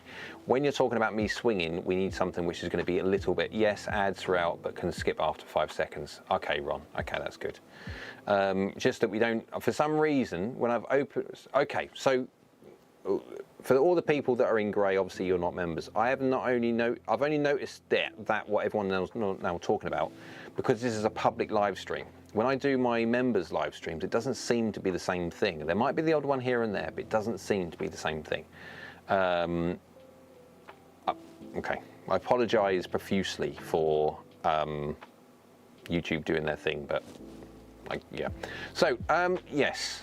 That's so hopefully I should be able to get the new camera that runs at well 60 frames a second, but I can't run at 60 frames a second even though my TVs and my projector can run at 60 frames a second, because I live in the UK where we have this daft thing with lighting systems and everything that runs at 50 hertz, which would mean effectively I would get an almighty amount of flicker, of which I've struggled throughout filming. And if anyone knows of how I can film at 60 frames a second with a 50 hertz light, with a 60 hertz everything else, if someone knows how to run 60 hertz and 50 hertz simultaneously and not go horribly wrong, and I've thought about running at shutter speed at 300, because 60 and 5 and yeah. But I think then obviously we're going to have a compromise when it comes to the light level because the more shutter speed you have, and less light goes into and I would need a bucket ton of light to be able to run anything like a 300 shutter speed. So that one's out of the equation, which is a bit of a pain. And I think that's the lowest denominator, isn't it? Yeah. So it'll be interesting to see. It will be interesting to see. I've got some playing around to do with the new camera and stuff like that. I've got yeah, there's many things. I've been trying to sort lighting systems out as well. I've got another light behind me, which you can kind of see the light from it, because at one point I want to get rid of this. Now, hang on guys, how much, what we got on here? Right, okay, so there's hardly really not that many people watching, so I can go back into doing what we normally do now when it comes to just, generally speaking, just chat. So if I turn this light off, right, so that's my, what's it called, light.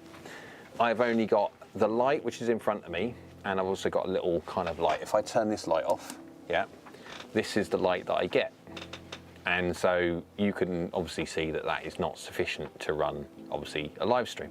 I would then have to turn gains up and stuff like that, or the F knobby dob thing, which I can do. I think, is it this one?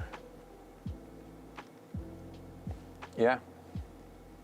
So I'm now at F5, and you could run at that. And if you wanted more, you could do.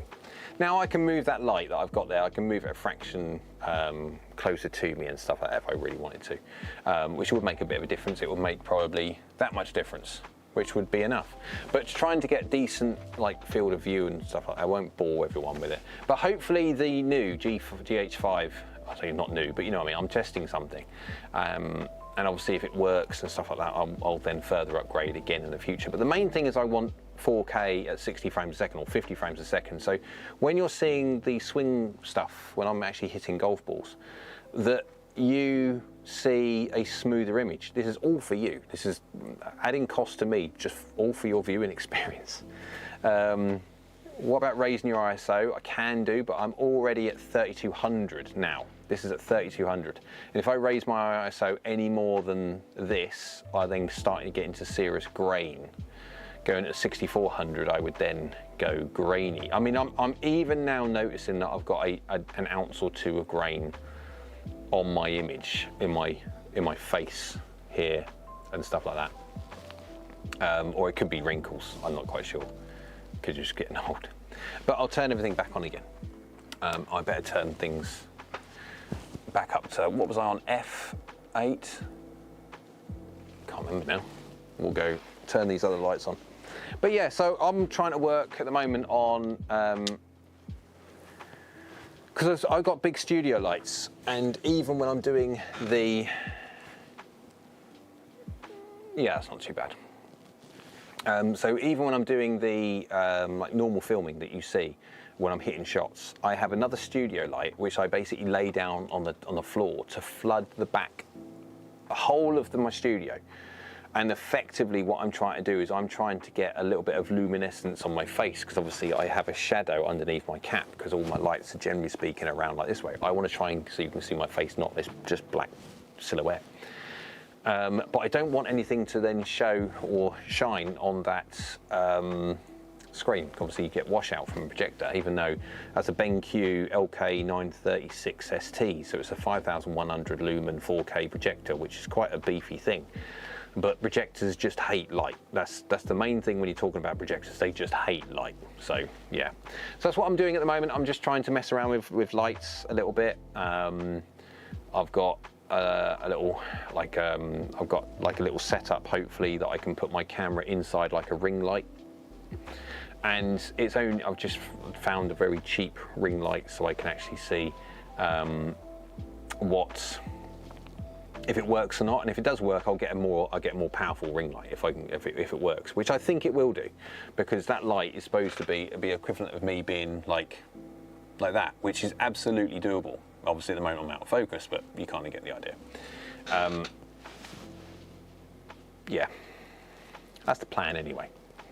And then I need to do something when it comes to the studio side of things. If I get rid of the other studio light, which shines around everywhere to illuminate me fine. I'll need to get different lights. So I've been working on different ideas. I can try and just use lights only when I'm filming, turn them off when I'm not, and stuff like that. But yeah, anyway, that's the boring side of all the stuff which happens within YouTube, of which no one really sees. It's the production of everything, which is the pain in the backside. And all the editing and stuff like that. So, right. Are we all done? Are we all done? Are we all done? I'm happy to knock it on the head now if everyone else is. It's now 11 o'clock. I've run out of drink anyway. I'll start getting croaky after that. Right. So, hopefully, fingers crossed, that we've got and captured quite a few people. Now, whether people decide they want to join or not, absolutely up to them if they want weekly live streams. And I think it's only £3.99 a month, I think it is, for the lowest tier of memberships. Again, I understand that sometimes people haven't got the capacity to afford that, which is absolutely fine. That's why I'm continuing to run the monthly ones, the first Monday of every month live stream. So that's just an option. There are many different perks and things that you get when you're a member of even just like the bronze side of things. And also if you want more help with your swing, or you've got custom fitting questions and many other things. There's a few people already that just from the YouTube side of things, as again, I do online lessons from different other aspects of social media as well, but it's all there for people to look through and decide if they want to join. The more, the better. It's always good to have a decent membership. So, right, let's go and have a look at that. If we're all good to go, anyone else got any other questions? Apart from that, I will disappear. So we have got the last one at the moment. Hang on, what's going on here? We have got not quite, it's coming through on here, but not on what you see. So, let's see if I can get it going. Okay, it says, Brett says, do you ever hit without a cap on? Lol. Today I took mine off after swatting at bees. It was strange playing that way. No, because this is welded on. And then what I have to do, I have to just colour it if I want it white but basically I don't take my hat off, generally speaking, because unfortunately I'm not blessed with, my kind of surface underneath here acts more like Velcro than it does anything else. So generally speaking, I don't have a problem with the hat being blown off. But the fact that, I'm like Mark Crossfield. Anyone seen Mark Crossfield? Lovely guy, I like Mark. But he's bald too, and so he's not bald. He's got hair around the sides, but not really much on top. And effectively, that's what that's for. I may look lovely and young like this until you take your hat off, and as soon as you take your hat cap. Mine's saying good night all, have a good week. Yes, it's now 11:05. So I will say goodbye to everybody. It's been a wonderful live stream. Everyone decides if they want to join, they're more than welcome to. It'd be lovely to have you along. And so any questions, pop it in the comments. Again, see if, I'll try to reply to as many comments as I possibly can do. Obviously, I can't get through to every single person, but I try. And obviously, if you remember, on one of the, can't remember which tier it is, you're guaranteed to get one anyway. So, right guys, thank you very much. I will see the members next week for our next Monday Clubhouse conversation, and probably more updates and news and what's going on. There'll be a thorough list of things to go through by next week. So, thank you very much guys, appreciate it. Thank you very much as always, and I will see everybody later on. Everyone's saying good night to everybody. Good night, everyone. Good night. All right, where are we now? Do we do a 3, 2, 1? 3, 2, 1, go.